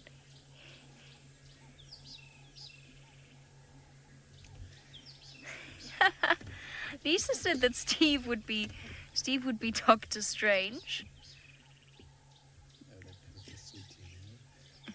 You agreeing there, Sens? Yeah, Sens agrees. But guys, if Chris Pratt were a cat, he'd be Hosana. I really hope none of these really famous people are, by some miracle, watching and wondering. Actually, I really hope they are. I really hope they are. Yes, I almost feel as though Hosana might be voiced by Chris Pratt in a movie about his life. I wish I hadn't parked here. I regret it. It's far too close to the carcass to be comfortable with the fact that the flies want to now sit on me.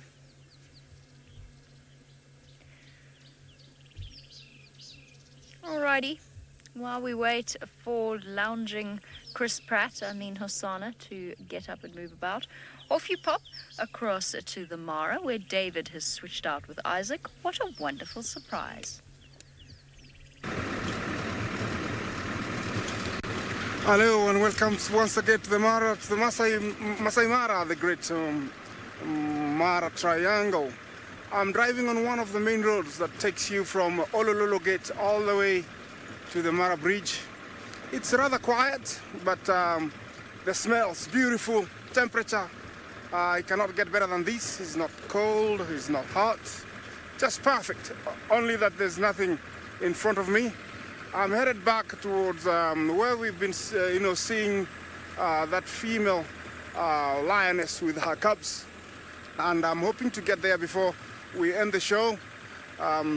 This is a road that I've driven many times, and it's always full of surprises. Sometimes it might look very empty, but all of a sudden something might pop up the road. Mind you, I don't know what's going to happen ahead. Yeah, but it's all beautiful. It's crescent moon tonight. Doesn't seem like we'll have rain tonight. Everything is just perfect. We're headed to the lioness. She's about 1.5 kilometers from where we are. And I'm hoping to find her out with her sister and maybe with the 3 little ones. That could be a perfect ending to the day.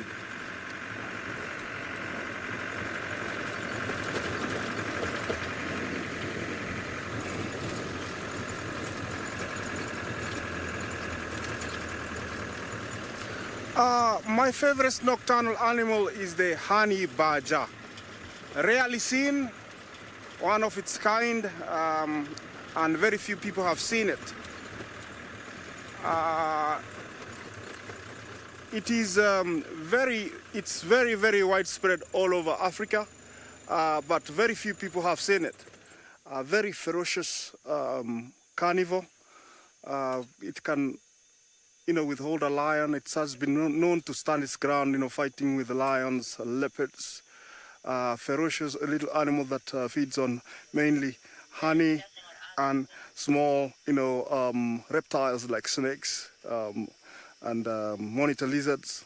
Yes, the honey badger is my favorite animal. Continue on towards this beautiful lioness.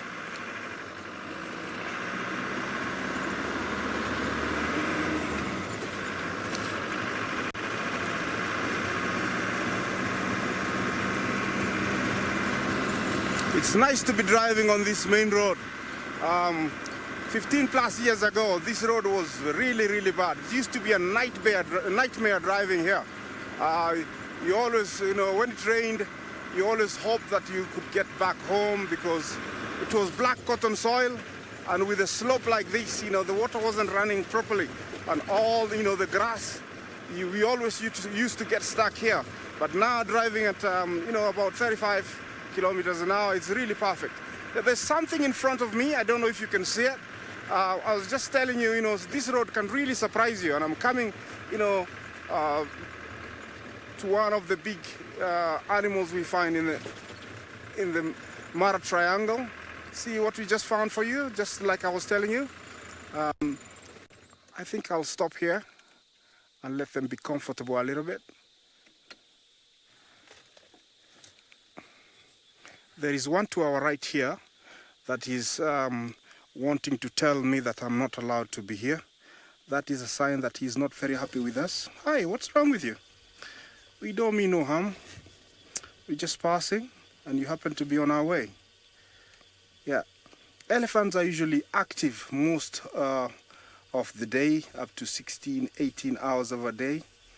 And they always come closer to the road where there's less disturbance during the night, and all the grass that hasn't been utilized by other animals, they come to utilize it this time of night. And that's why in the morning when you come, you find lots of droppings along the road because they've been busy, grazing on the grass. He's coming again. He's definitely not happy with us. And that's a sign that's, telling me I'm not wanted here. But, cool down, little guy. We mean no harm. You can tell the brother there is not as worried as his older brother. He's sort of changed all of a sudden. I think he heard me talk about him. And he's going around. Looks like, actually he's not worried about me. He's more worried about his brother. They have a little standoff. That's a nice scene. Remember, it's night mode now. You can hardly see with the normal camera. We're using our infrared camera. And without this, we'd be, at home at the moment. But it's really nice to experience this kind of experience with using these special cameras. These two guys are sizing each other. You can tell, they really want to determine who's the boss. But at the same time, they are worried about me, being here. In front of us, there was a few more in the middle of the road. I don't know if we can see them. Maybe if I move forward a little bit, see if we can find them. It's pitch dark, so I have to put on my lights. They've moved a little bit away from the road. There's one to the left over here, another one over there, and there's another one to the right.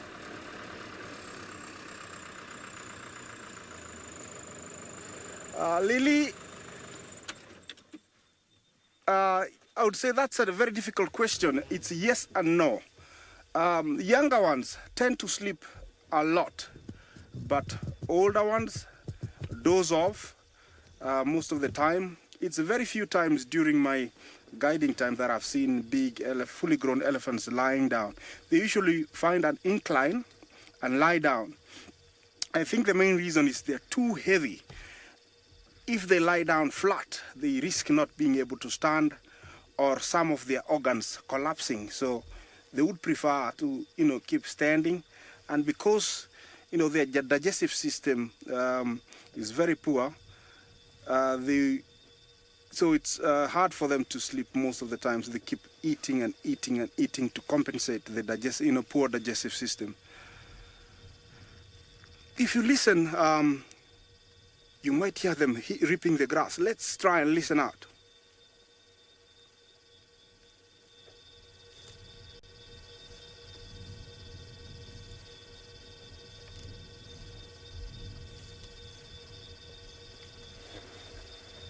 I don't know if you can hear.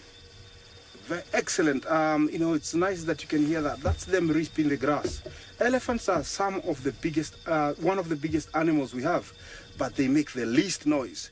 The only noise you hear when they are around is them, breaking down trees, debarking trees, ripping off grass. That's all you hear, and it's amazing. That's a beautiful little guy back there, staying very close to mommy, because he's not sure of this, this four-wheel drive animal, what it is. Maybe it's first time to see a vehicle, and he's trying to investigate. Using the trunk, he's trying to pick up our smell, and with the ears trying to listen. I think, she can hear me, and she's wondering, what are Homo sapiens doing here at this time of day? They don't see very well, so right now, 100% I don't think they see us, but they can hear us very, very well. You can tell that, he's showing me, the body language tells me that she is not happy, but she's not sure what to do.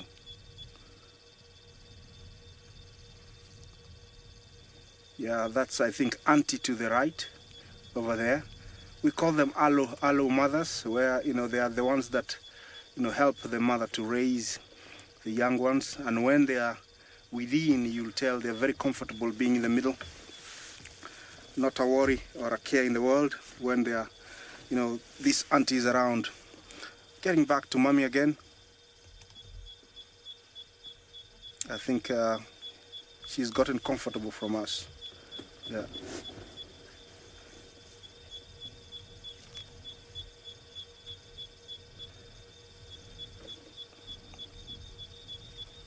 Okay, we get you, as we watch the elephants here, we take you back to Juma, with Lauren driving down the road.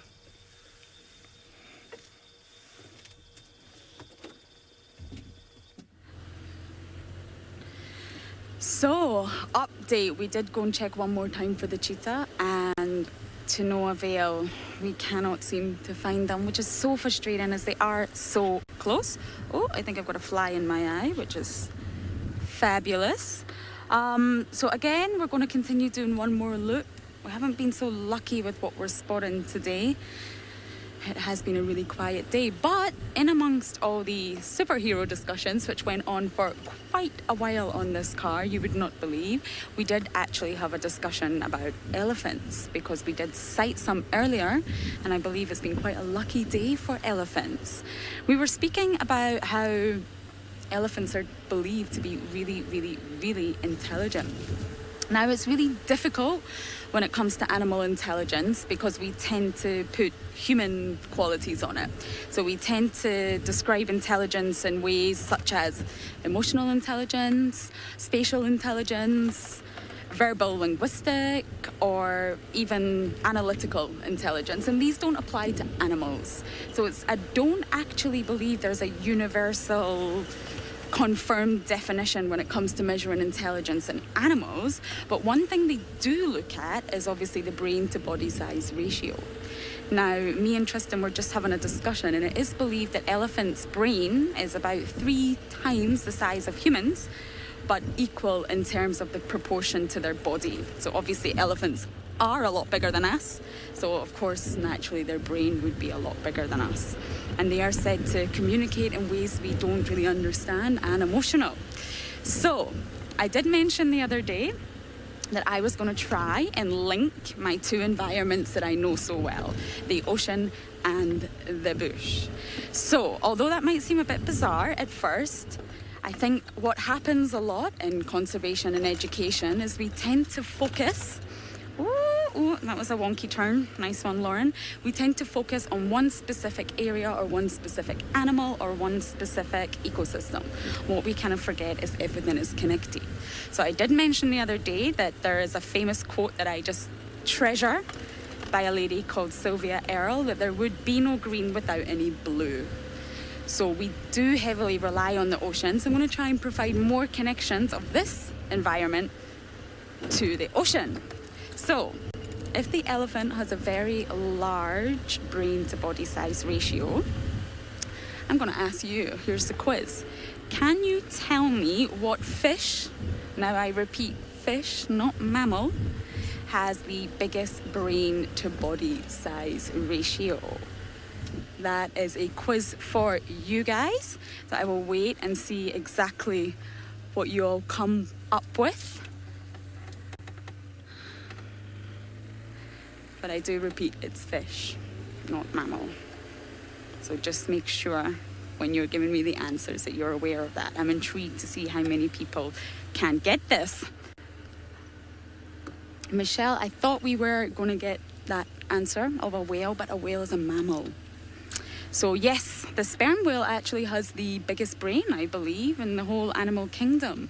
And I think it can weigh up to 7 kilograms, which is about maybe 5 times that of a human, I think. But again, sharks, for example, the great white shark has a very small brain. I think it only weighs about 35 grams. But yet they're incredibly intelligent.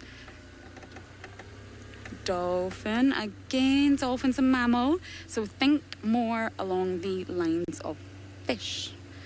And there's a lot of research going into those fish. And if anybody was a viewer of Dive Live, you may actually know this already. And you may actually know that it is one of my favorite animals. Here's a wee clue. And there is a lot of studies going into this animal and its social ability and skills. Marlin cupcake. Okay, no, that's not the one I'm looking for. They are incredible predators, but they're very fast. Yes, they're very fast and incredible, but they're not the one I'm looking for with the brain to body size ratio.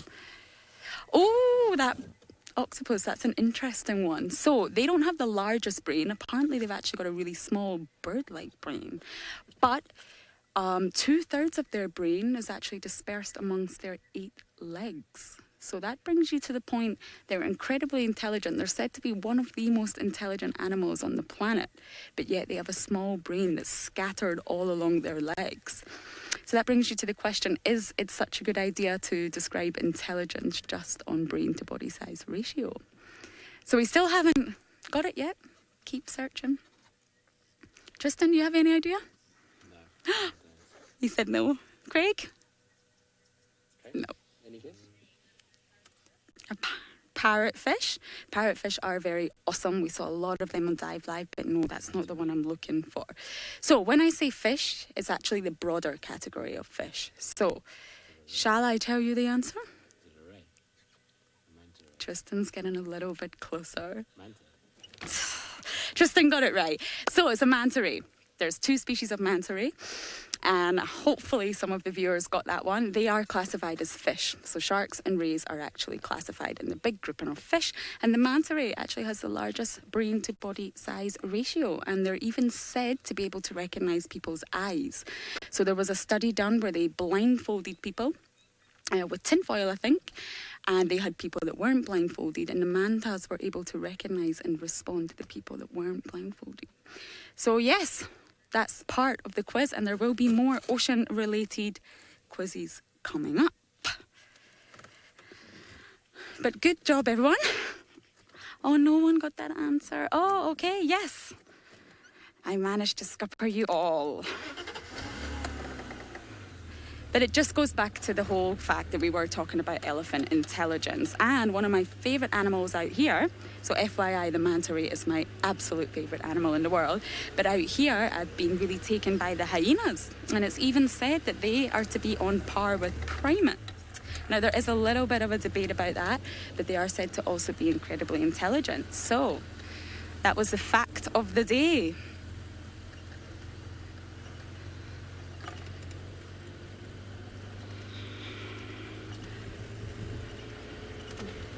So after all that, we are going to look back round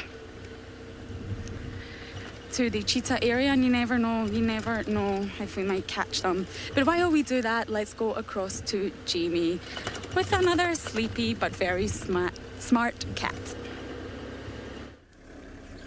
You good? All right. While Lauren moves back, we had a very brief, very special visitor in the form of Corky, who wandered through, but she was so far away and she was gone so quickly that I didn't try and follow her because I think she's going to walk straight back to the den at Little Gowrie. So I moved back, sort of under the impression that Hosana would get up when he saw the hyenas and move towards his kill and start feeding again. But to be honest, he is so fat that he actually has no intention. So now I've just put myself in a position where you can't even see his face, which isn't exactly ideal. So I think what we're going to do is we're just going to shuffle around and we're going to see if we can get a better position on where he's lying. He doesn't show any sign of moving anywhere anytime soon. Let me just move back a bit. I'm going to go around and back through the trees there.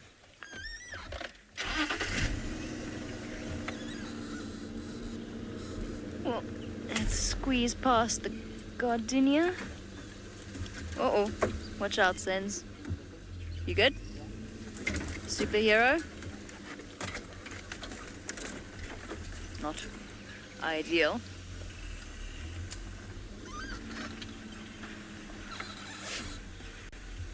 Now, Mario, a very warm welcome. You want to know how it is that hyenas always find Hosana.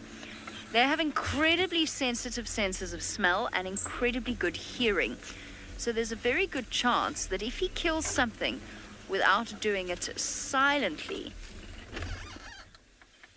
I didn't stall. That was not me stalling. Whoops. Very good chance that if he didn't manage to kill that kudu silently, that they would have actually heard it. So essentially what happens there is that there's hyenas pretty much everywhere on Djuma, particularly while there's a den site on it. Doesn't mean that they're spending all their time on Little Gowrie. They will be here. And they probably at some point heard Little Gowrie. They rest up in their favorite drainage lines around here, heard it. If not, they of course have phenomenally good senses of smell. So there's a chance that the smell of the kill wafted across to them. Yesterday was very hot indeed. So the carcass started to get rank quite quickly.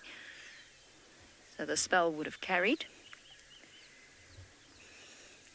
Now, we can talk about this in greater depth a little bit later. For now, the wonderful Isaac has actually managed to find you something special in the Mara, and I don't want to keep you away from it for too long.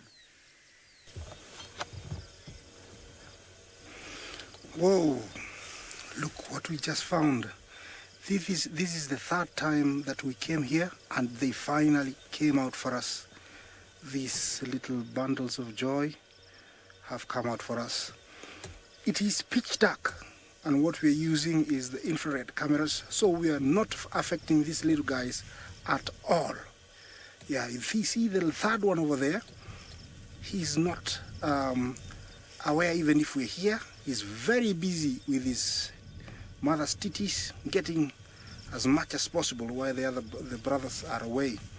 This is the same female that my fellow guide David showed you earlier, and now she's gone in the crevice over there where there's a nice soft grass. I think she made a call and they all came out. We didn't see that, but we just happened to come back because we knew they were going to come out, and we found them.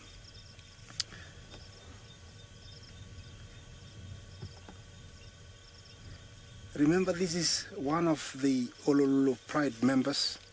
She was with her sister yesterday. We haven't seen the sister today. I cannot agree with you more. They are, the most cutest things you can want to see at this time of night. I think they can see us because lions have got amazing sight at night. They have what is called tapentum lucidum, which amplifies the bit of light that we can see up to 10 times, and they can see even quite well. These two guys are they don't know much what's going on around them. All they need to do is eat and play. You can tell that one is biting its mom tail. This is how they start sharpening their muscles, strengthening their muscles. Oh, the other one has gone for second sitting. The third one has joined. Right now, they're 100% dependent on their mother's milk, up to the age of around 2 months, when they'll be introduced to their first meat. And the more they eat once they've been introduced to the meat, the less they drink. But if they don't get meat, then they'll continue drinking up to the age of around 6 to 8 months. This is a very special sighting. You don't always see this, so we are very, very fortunate to have these little guys, very close to us.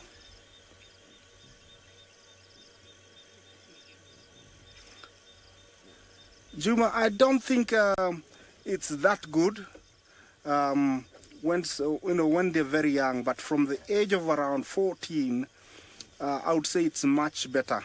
But at the beginning, it's not as good, because you always see when they're very young, they'll try and stay at something so that they can focus on it. You can tell that little guy is trying to dominate the teat by pushing off his brothers. There are 4 teats, so there should be enough for everybody, but I think the angle she's lying in, it's not possible for the for the young one to get to the teat below.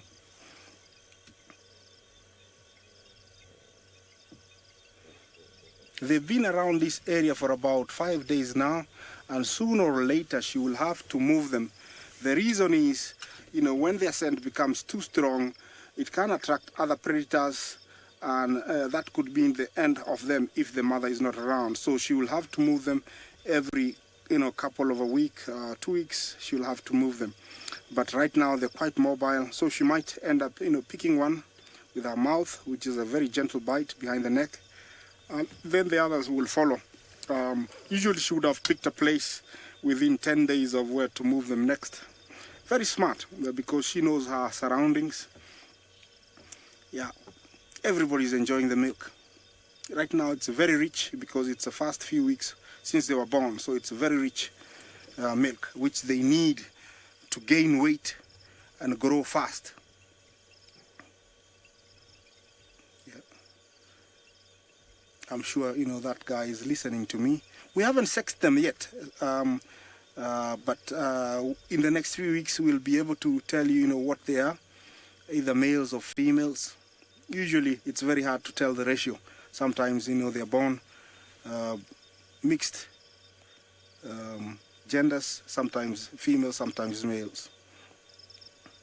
You can tell she hasn't eaten by her belly. It's not as full, so she will need to eat in the next few days, and I'm sure she's gonna give them as much milk as possible, and maybe later on venture out to go and find something to eat so that she can provide them with milk in the next coming days.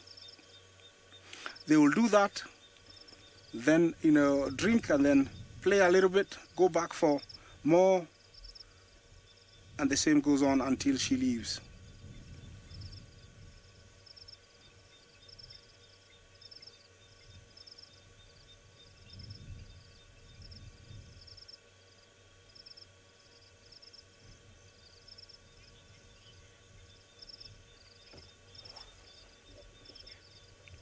Yeah, thank you for your question. It is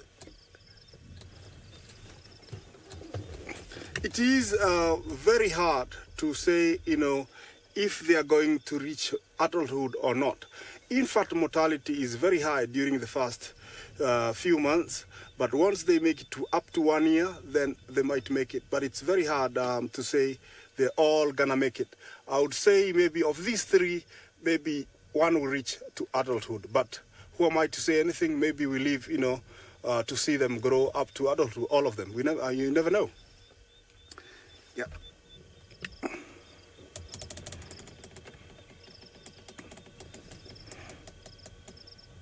You can tell this little guy.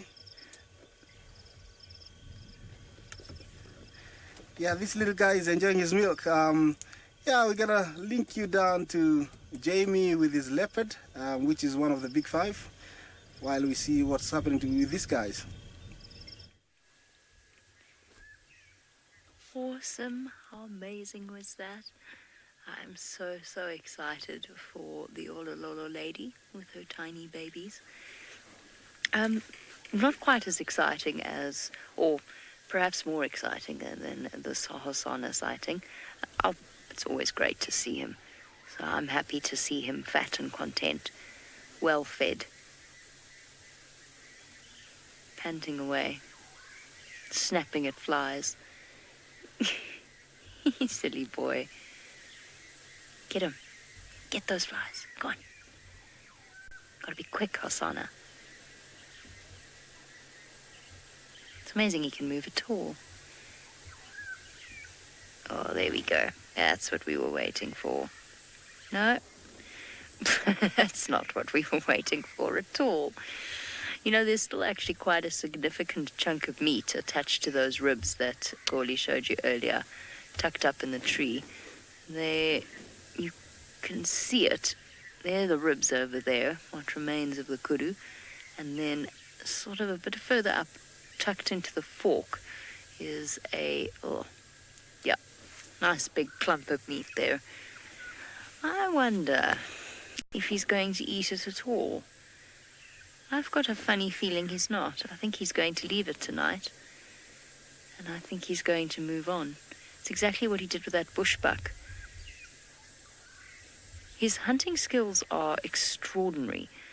You know, I've got no evidence for this, but I suspect that Hosana's success rate is significantly higher than that of, say, Tandi or Tingana, just in terms of his attempts and his successes. I've got no evidence. It's just sheer observation. I think that being young and strong and full of energy, maybe he's just making more attempts, I suppose, which is also a possibility because he is young. So maybe the success rate is the same. He's just more diligent about it. But he really is doing incredibly well.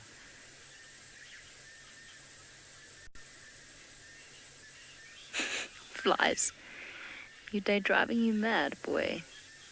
I'm glad I moved as well, because they were driving me mad too. At least we can see the top of your head.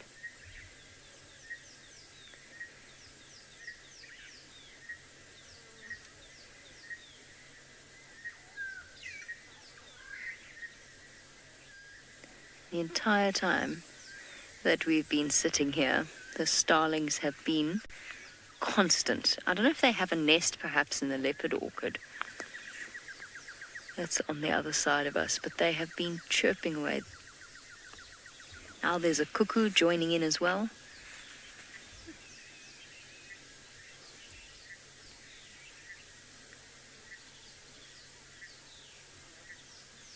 Lots of nice sounds. Ruined slightly, I feel, by the buzz of those large flies moving around. Now, apparently Senzo said that when I was repositioning and talking about how the hyenas found Hosana, there was a hyena behind us that I didn't even notice. It's moved off again, unfortunately.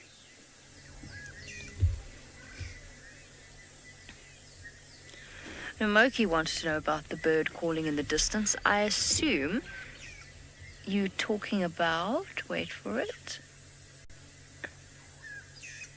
that one.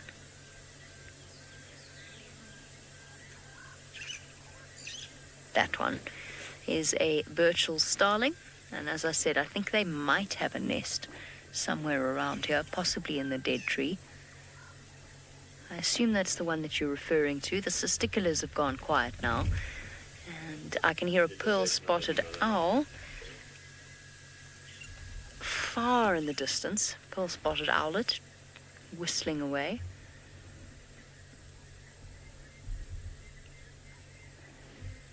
There's some francolin.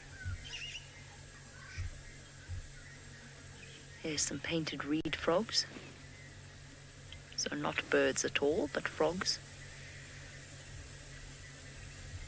And then there's flies. And other than that, it's actually quite quiet.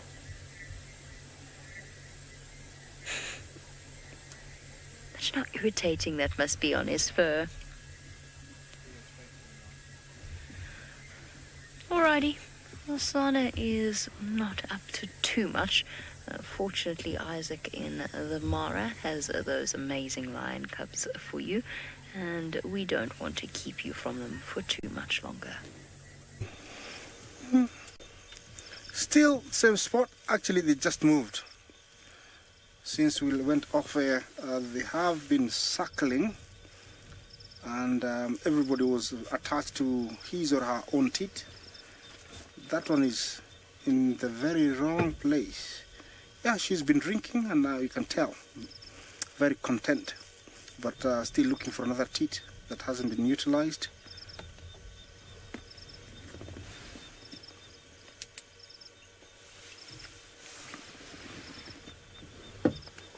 This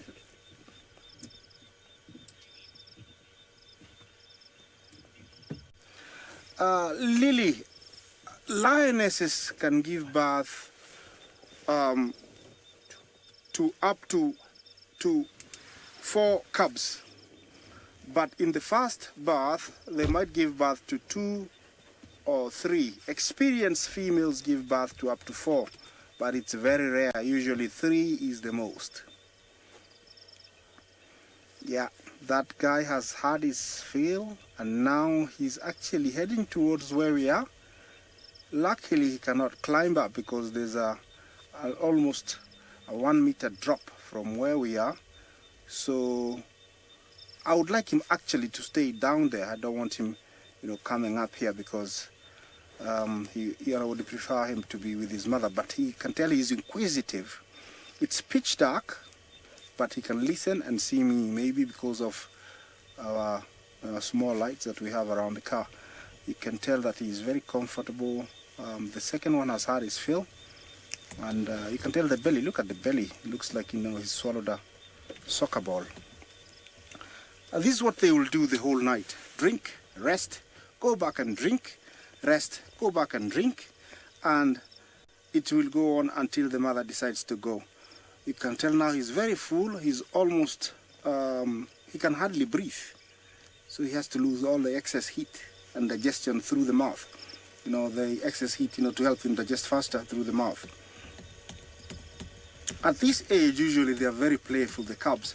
So I'm looking forward to seeing them, interact in the next few minutes, because usually that's what they do after having their fill. That is a very nice area that the mother chose. Because there's a lot of hiding places. To the right, there is a bank. In front of her, there is a drop-off. Where the little cub is, towards us, there is also a little hiding place. So it's a, well-hidden place away from, wind, direct sunlight during the day.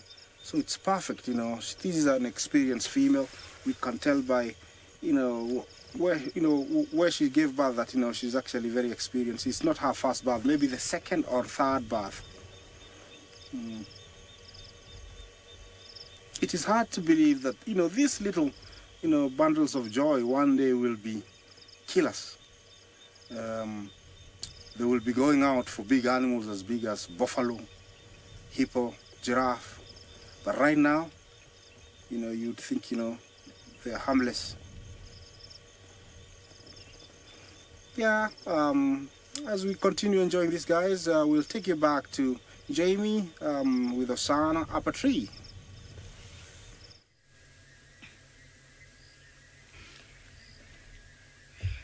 We made it. We made it for once. Cole's Law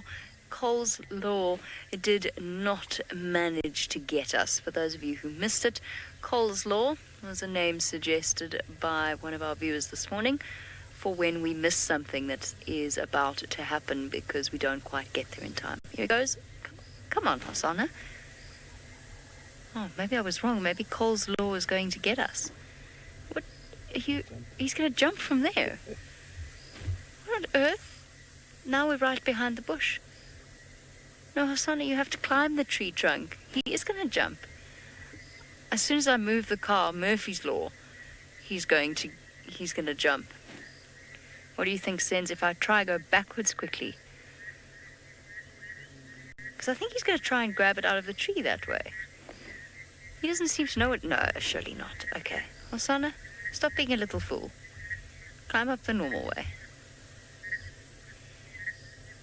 No, he is. He's gonna go up the bush, Willow. Surely not. Just climb the big trunk. It's curved perfectly.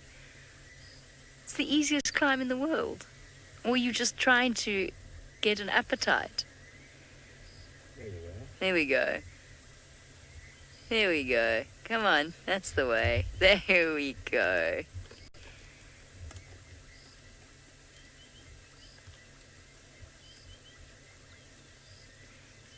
That was definitely easier than the way that you were contemplating, Hosana. Silly boy.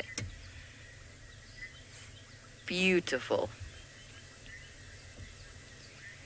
Oh, is there a better way to end an evening than with a leopard in a tree? I really don't think so. I'm staying where I am for now, because I'm not quite sure where he's going to start feeding. He appears to be trying to reposition the carcass. He's also disturbed all the flies, which have been sitting on rotting meat. There we go. I think it's going to go that way. Oh, did you get a couple of flies in your mouth there, my boy? Yuck. Yuck. Okay, now I can move. Now I can move. I moved at such high speed to try get us into place. I took half the tree with me. There we go. Where's this tortoise? It's giving me the heebies. It's still in there, huh? Yeah, it's not in front of me. I'm not going to. That was a branch. Nobody panic. It was a branch. There we go.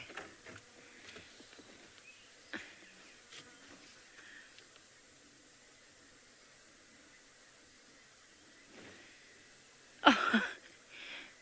You're now going to take it to the other side. How are you going to find room in that belly?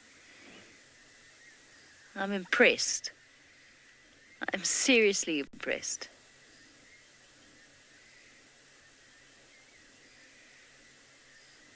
Whoo!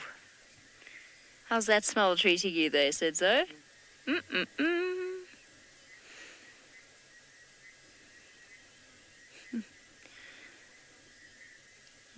Let's just see how it plays out.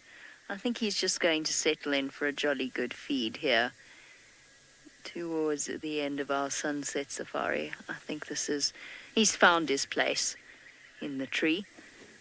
I was sort of imagining that he was going to dangle from the carcass at one point. But it looks as though he's found his place for dinner time. Bravo, boy. And so, just like that, it remains to be seen whether or not he will be here tomorrow for the sunrise safari. I suspect he won't have moved too far. But can you believe that does bring us to the end of this afternoon's sunset safari?